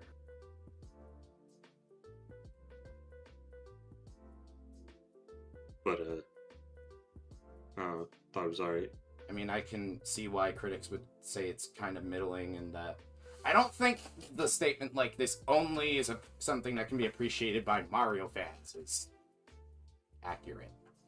But I don't, like, assuming someone has no knowledge of Mario somehow watches this movie, they're probably not going to get a whole lot out of it. I think they'd have fun. And yeah, it might be fun, but like, you know, the story is very weak. There's not much character development and a lot of character threads that don't go anywhere. So it's like you're not gonna get too invested in the characters. Like they might be kind of fun personalities on screen, but like, yeah. I'm just bothered that they set shit up and then didn't like probably the thing that would stick out most is just the visual design for like, wow, this world is fucking bizarre. Which I do appreciate how they visually communicated Mario's world. Good job. So, like, the movie does kind of rely a lot on you being familiar with Mario, which is a fair assumption, but, like, I don't know, apparently there's some people that haven't played the fucking games. Also, it's bad when it replaces having a good story or writing. And it kind of starts edging on that. Like, genuinely, appreciating it as a Mario fan is most of what I got out of that film. Yeah. And I did, but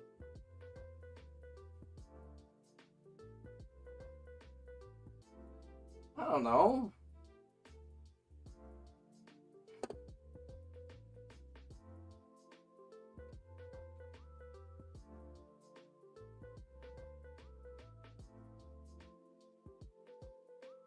Hell, even if I think it's a better movie, probably, than the first Sonic movie, the first Sonic movie had an actual, like, start to finish character arc development plot that, like, saw itself through.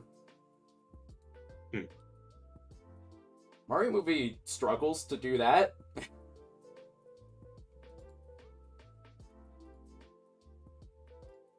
Wait, okay, so, like, the Sonic movie and, you know, a lot of movies of that type where involve a weird cartoon character in the real world.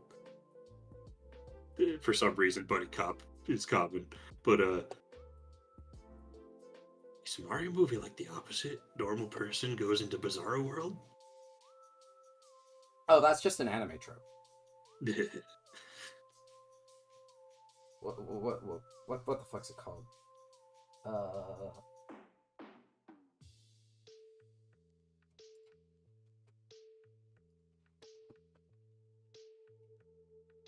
Isekai. That's right. Mario movies isekai.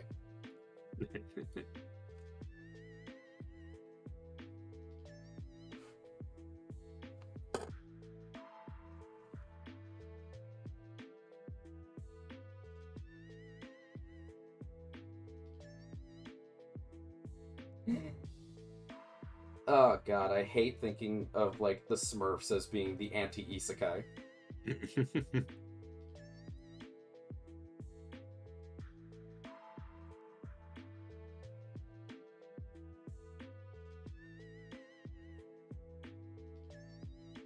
Hey, those movies are about family, and isekais are about being horny. I mean,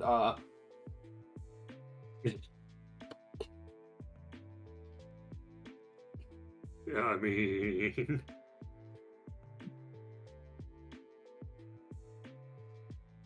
whoa, I've been transported into this weird magical fantasy realm, and there's so many different attractive women with big boobs.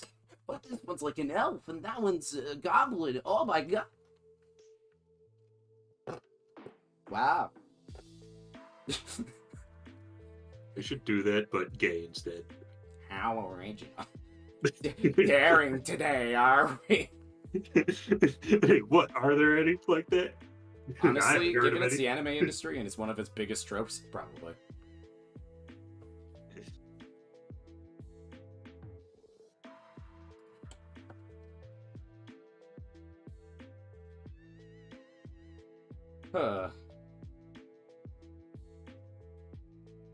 Man, I am doing so much game development right now.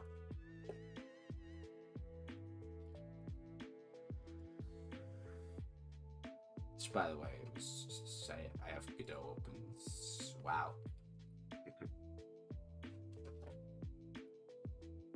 I got a movement and running in mostly the way I want it. I was gonna start working on jumping, but I wasn't sure what the best way in Godot to check if you're on the ground was. And then you came in the call. I was like, "Oh, hey, how you doing, Mario movie?" Hey, you brought it up. I know. Also, what'd you think of the Peaches song? It was fine.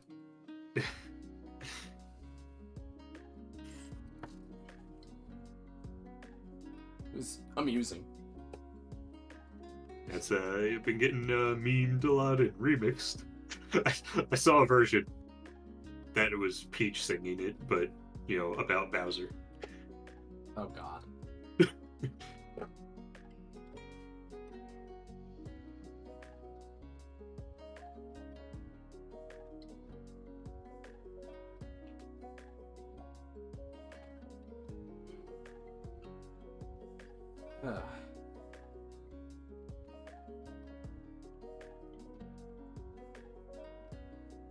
And then we get the fucking Super Smash Bros. Initiative to actually happen. By the way, couldn't help but notice during the Mario movie that every single Nintendo game that they showed existing in that world was like some kind of like dying franchise or like legacy thing or something. Pretty much fucking playing Kid Icarus. Yeah. Pretty much none of Nintendo's actual like heavy hitters were there. Well, there was the DK arcade game, but obviously it's in the Mario movie and they rebranded it, which I still have to wonder about. What the fuck does that mean? Nintendo exists in the universe. But like, there was no, especially no Zelda.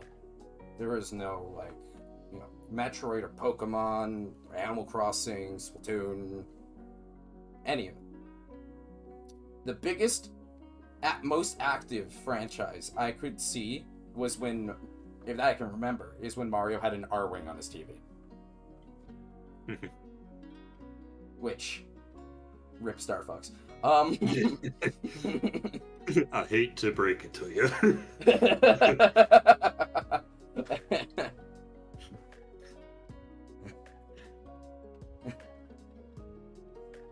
I'm surprised they didn't show F-Zero. They might have, but I didn't see it.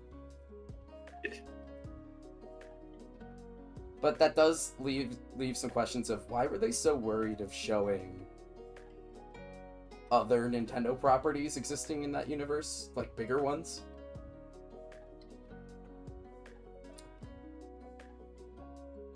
Is it something to do with them wanting to make animated movies about them too? I mean, it's not, one of the background ones, but... I think I've been hearing rumors about potentially Donkey Kong movie, but, obviously, big part of the movie, so... Yeah. In terms of things not in there, haven't heard anything. Probably. Zelda's been rumored for literally years. I don't think there's ever a state in which it's not being rumored. That's the thing. So, I won't count on that. But the thing is, if it was gonna be another series, it would be Zelda. Yeah, probably. I don't want to see Illumination make that film. Please, for the love of God. I mean, if, Nintendo's there to, supervise. Well, yeah, but, and, make sure it goes the way they want. Zelda needs a different kind of touch than what Illumination does. Even with the Mario movie, it was just, I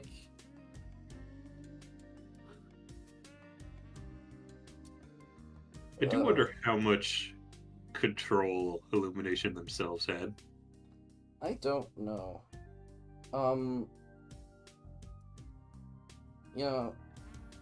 Zelda fans have been frothing at the mouth for years at the idea of a fucking, what the fuck is it? It's Studio Ghibli Zelda film.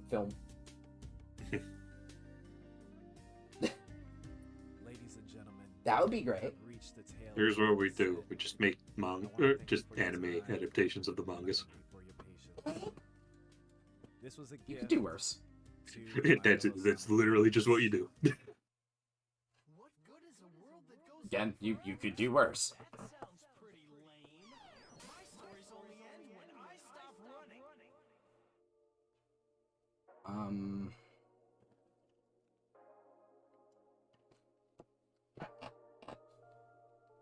What's it called? I don't know. It's just can't help but feel like they might be trying to leave themselves open to do more. Although they had a lot of Punch-Out posters in Mario's room. And it felt like a pretty clear nod to Mario refereeing an NES Punch-Out. Now, I don't know if they're trying to say Mario refereed Punch-Out, but I'm wondering if the fucking deep headcanon here, is Punch-Out, in the Mario universe as far as this canon is concerned? And is Punch-Out, how do I put it? Is Punch-Out, a big boxing league in the Mario movie?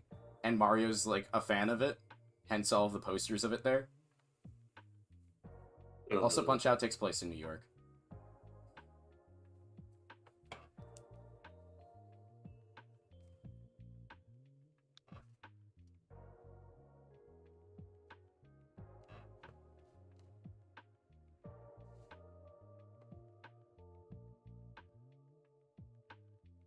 Anyway, Mario is really into Punch-Out.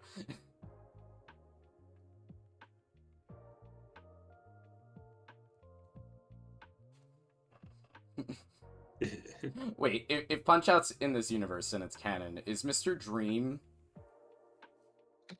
an actual boxing celebrity in that universe? And would the game be Punch-Out featuring Mr. Dream? No, it's still Mike Tyson. What?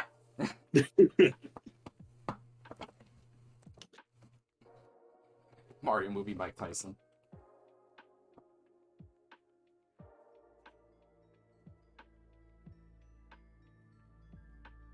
Also, I got a question with like the era or whatever, because like like as far as I can tell, like video games in that universe are still like in the NES days, unless Mario only plays retro and doesn't have anything new. But then Luigi has like a smartphone. Yeah, no, their ad's on a flat screen. It's in 16:9. There's pretty clear nods towards more modern technology there. I feel like Mario just is like a guy who grew up with like older consoles and plays them or something. Yeah, probably. Also, how do you like Luigi's ringtone?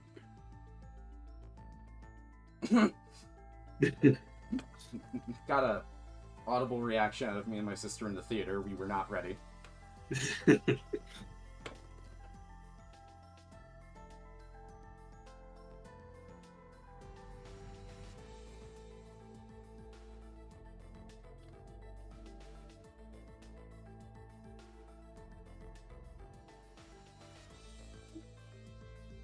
Huh.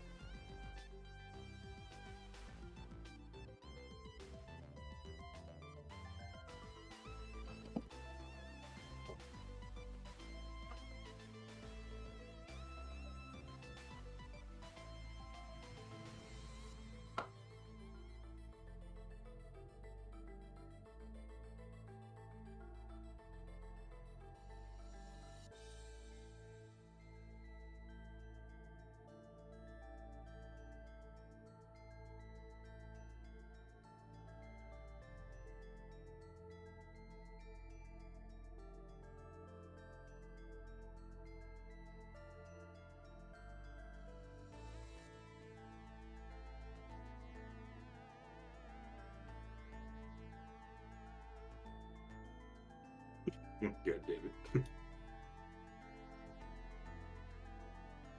Just DM do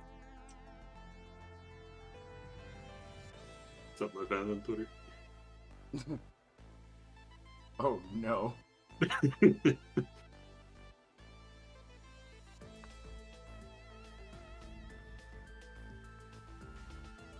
That was some big ass simping. Yeah, like, I mean, it's not out of character, but a bit more than what Bowser does. You know, I would have given them major kudos if in that scene where Kamek was strangling Toad, if he was instead like gonna turn him into a brick block.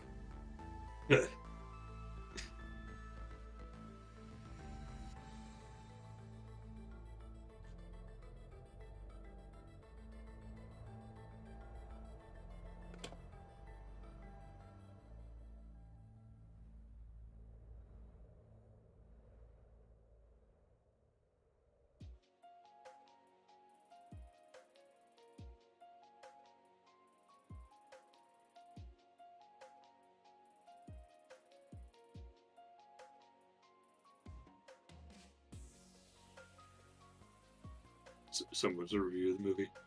I dressed up as Funky Kong to see this with coworkers, and my manager was like, "Who the fuck are you?" Because I looked like a '90s weed dealer. So I told her to just wait and see, and then he never showed up in the movie. That was a bold move. Assuming Funky is in the film? I mean, I think it was a pretty safe assumption, especially with all the Mario Kart stuff.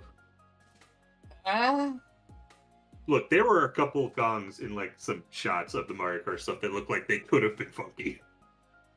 Okay, but like... And like, of all the Kongs, he was a much safer assumption than Chunky. Yeah, but even then, Chunky only got a glance. I mean, I wasn't expecting more than a glance at Funky. Well, yeah, but like, even if we got a fucking glance. Like, oh, there he was. Relying on the coworker noticing the glance character there. Like, that SpongeBob meme of, there I am. Mike Wazowski, I'm on TV! I was making that joke in the car ride with my sister about, like, Pit being like, Lady Palutena, I'm on TV! I'm in the Mario movie!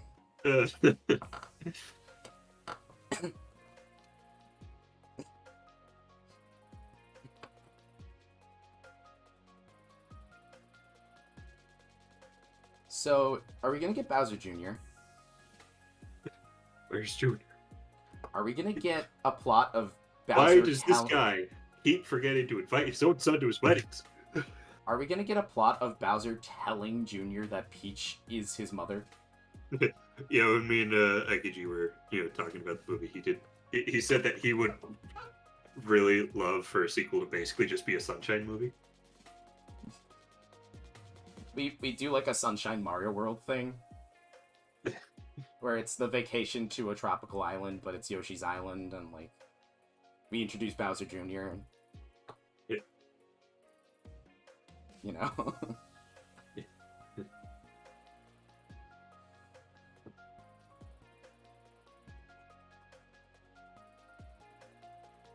I was waiting the whole fucking movie for them to grab Bowser by the tail. Okay.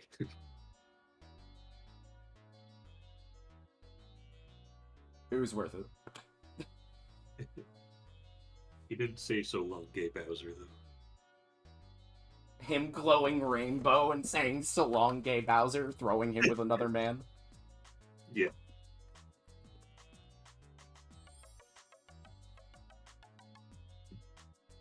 I don't like this. Anyway. You know that if, like, people end up making versions of that with, the Charles Martinet voice, they're gonna put that in that scene.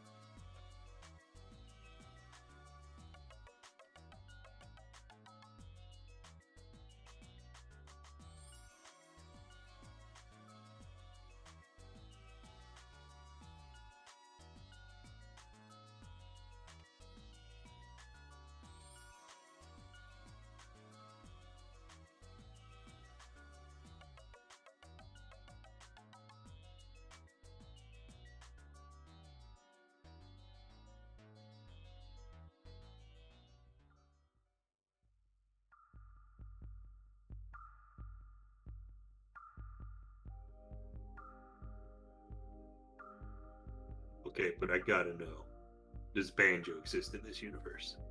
And if Banjo exists in this universe, does Conker exist? Gah. Does Pooh Mountain exist in the Mario movie?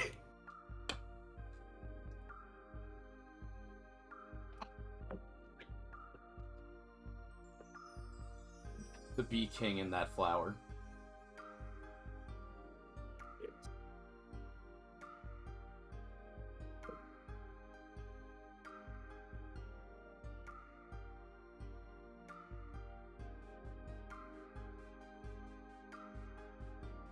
I take so much issue with that.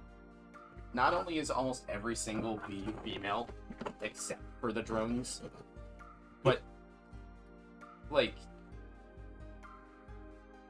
they take pollen from flowers to make other flowers, which already is a weird analogy to make it like that, but even if you were going to, pollen is the sperm equivalent. The flower would be the dude. The bee would be the woman. Come on. What the fuck? They never, like, it's always portrayed as the bee being the dude, the flower being the like whenever that joke is made.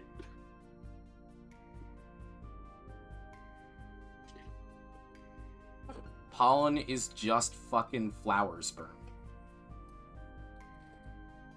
What do you want?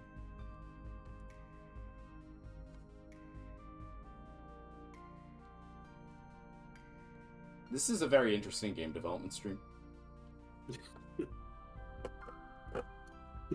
Just rename it Mario Movie Discussion Stream. Pollen is flower sperm. Quote me. 2023. In a game development stream where we talked about Mario.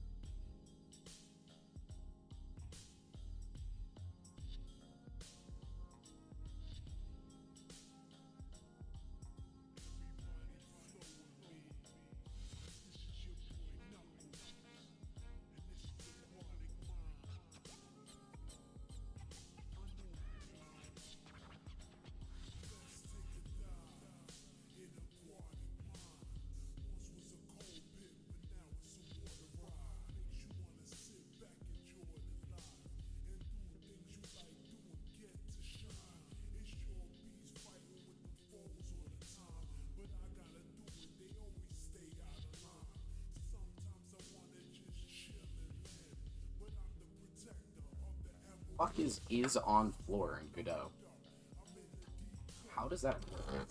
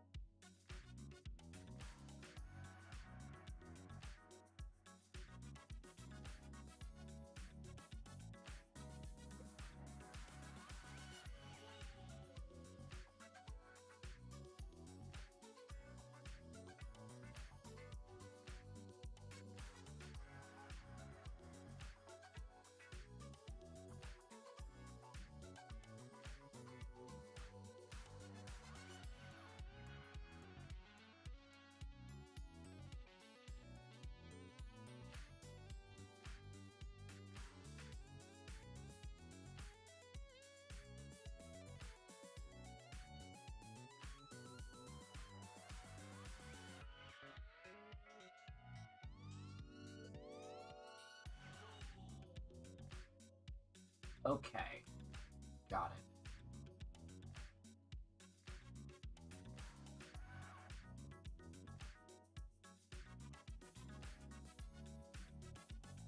So if I go here, after that, do rounded equals is on your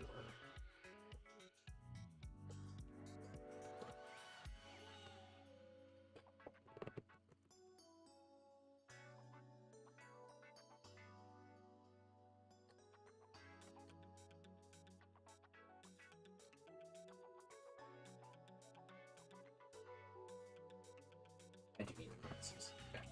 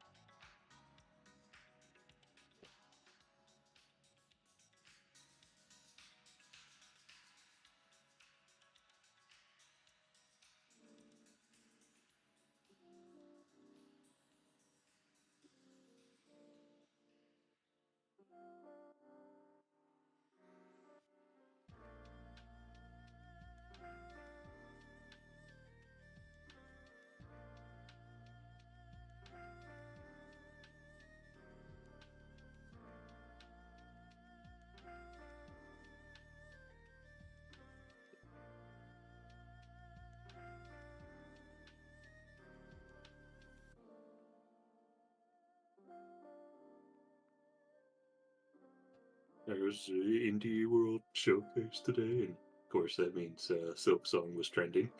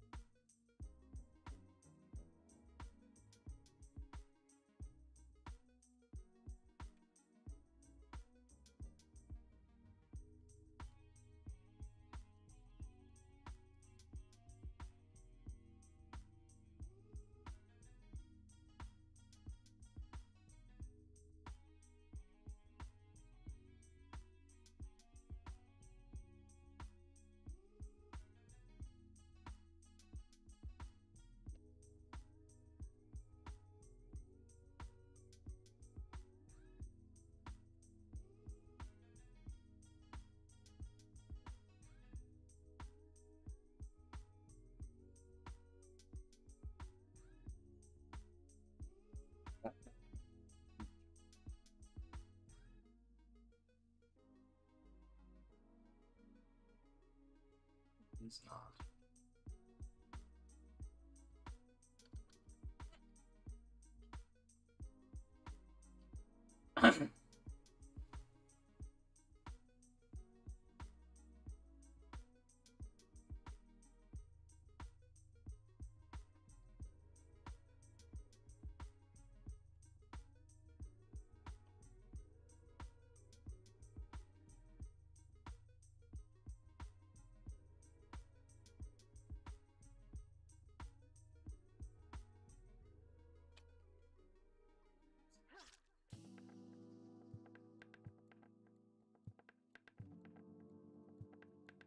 Clearly, it's just not.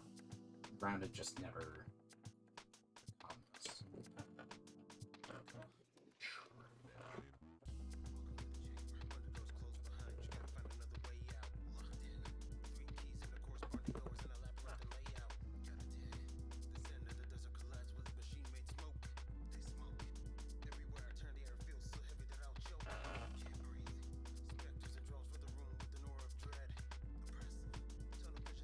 Oh, so I'm not doing even slide, am I? Interesting.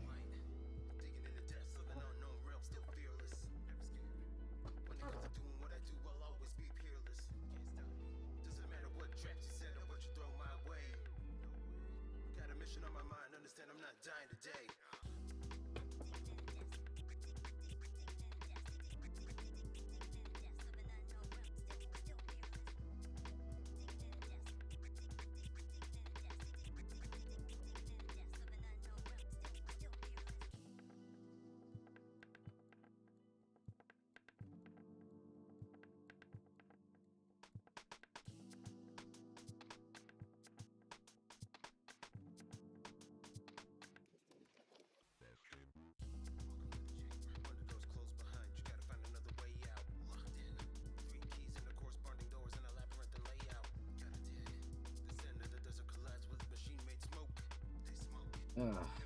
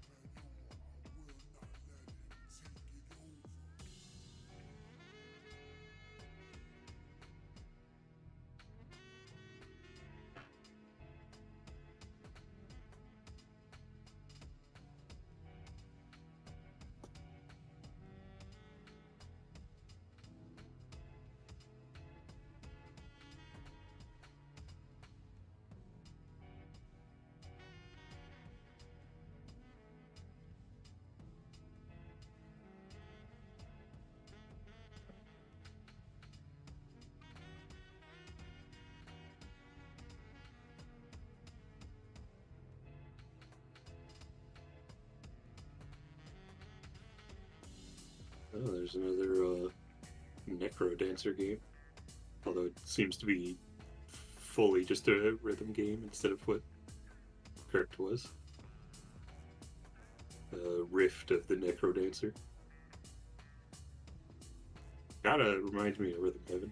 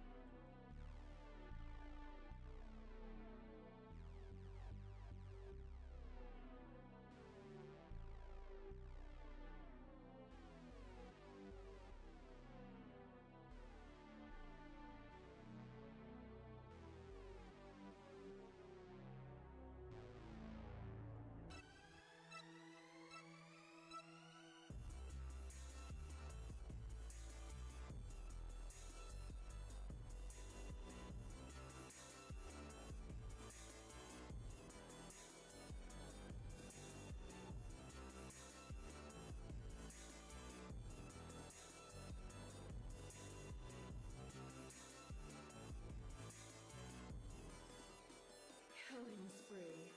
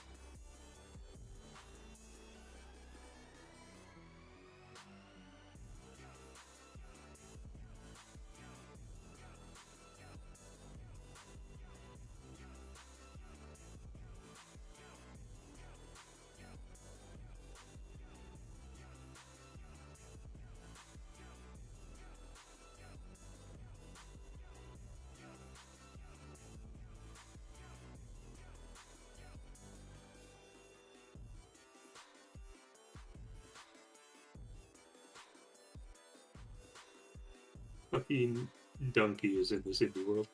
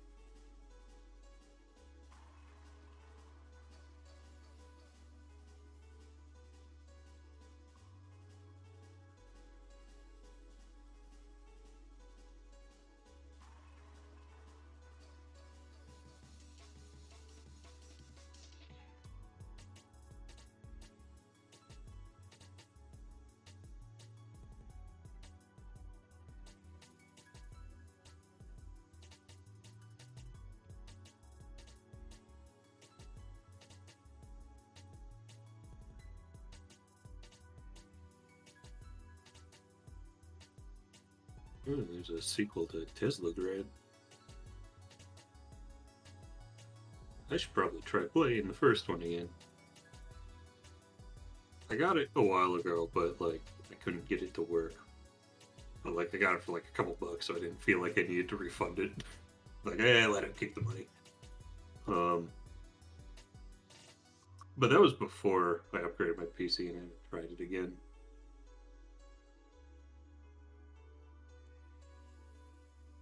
Should probably actually try it.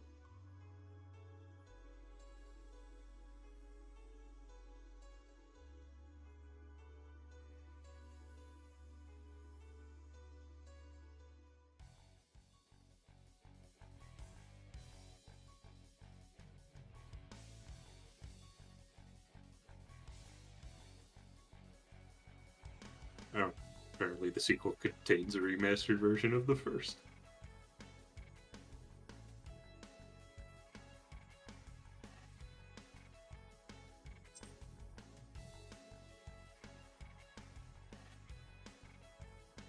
Oh, it's out later today.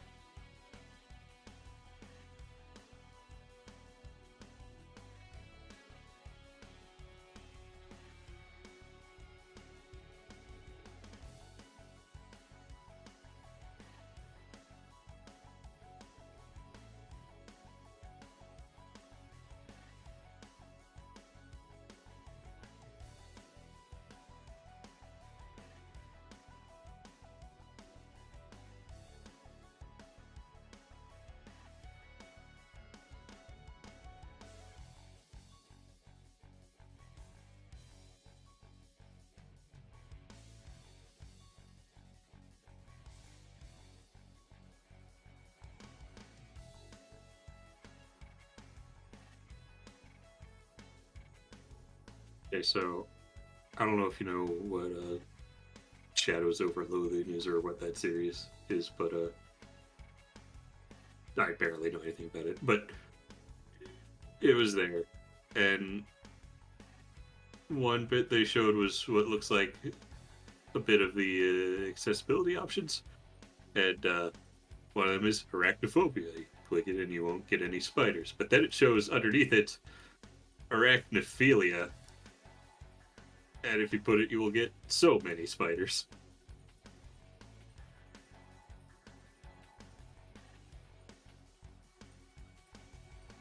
Amazing.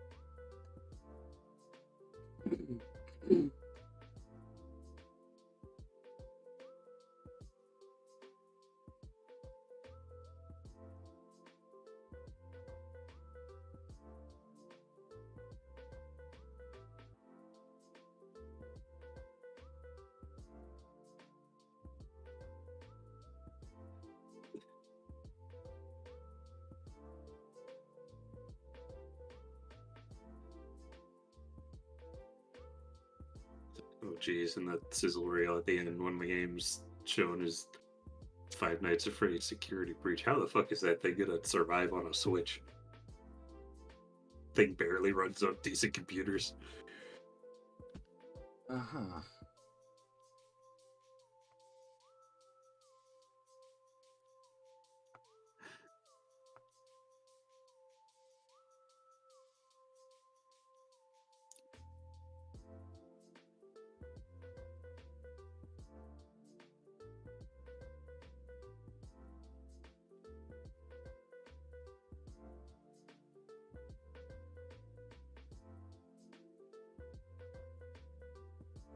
Actually ended with the sizzle reel. No, like one last thing.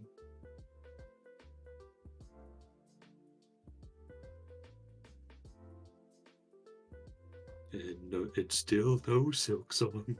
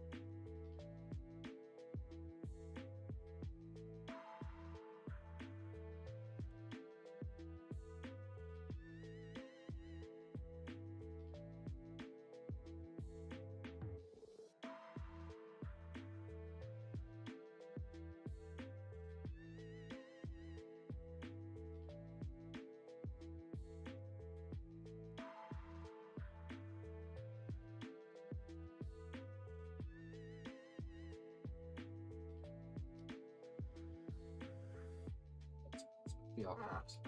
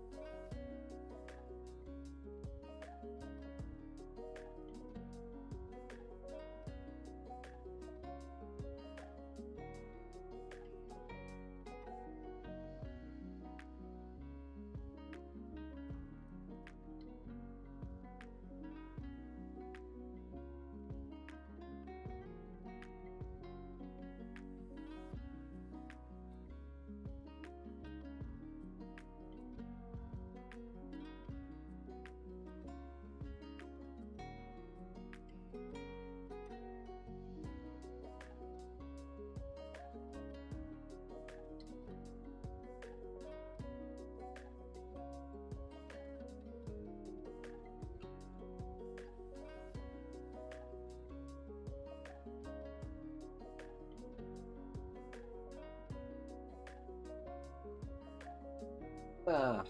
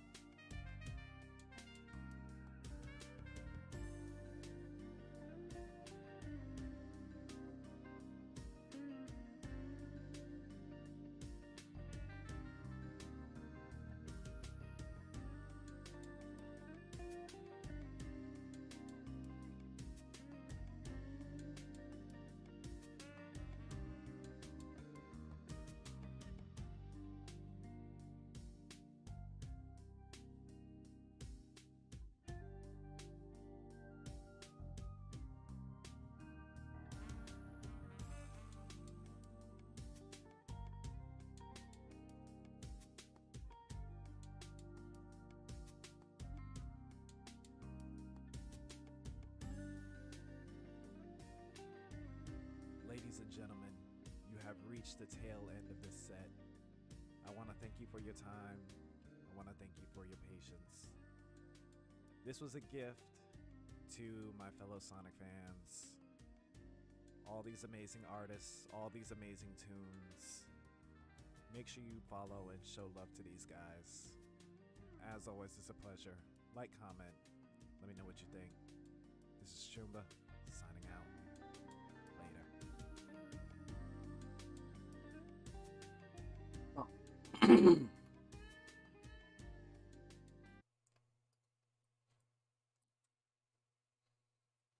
Not too much has gotten done, but I'm still learning how Godot works. I'm sorry for not responding, Super Flame. I didn't see you were here.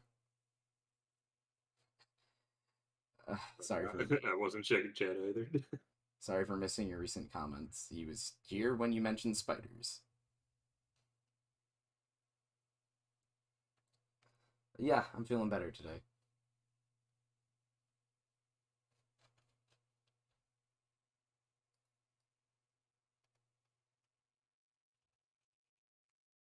I'm going to remove the stuff that has to do with jumping. Because it didn't work out, and I'm going to want to spend some time probably on my own and figure out exactly what's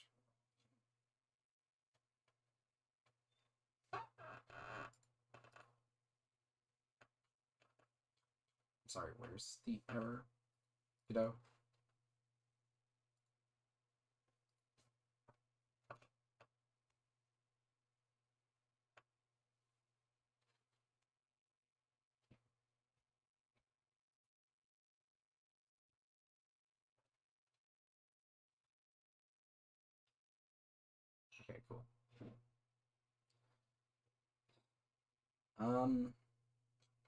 Yeah, so at the momentum I put in, didn't do much today besides talk about the Mario movie.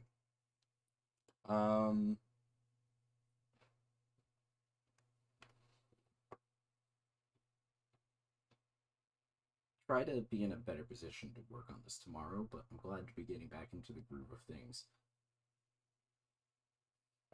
That said, we have reached the end of the stream time. So it's probably for the best if I just call it here anyway.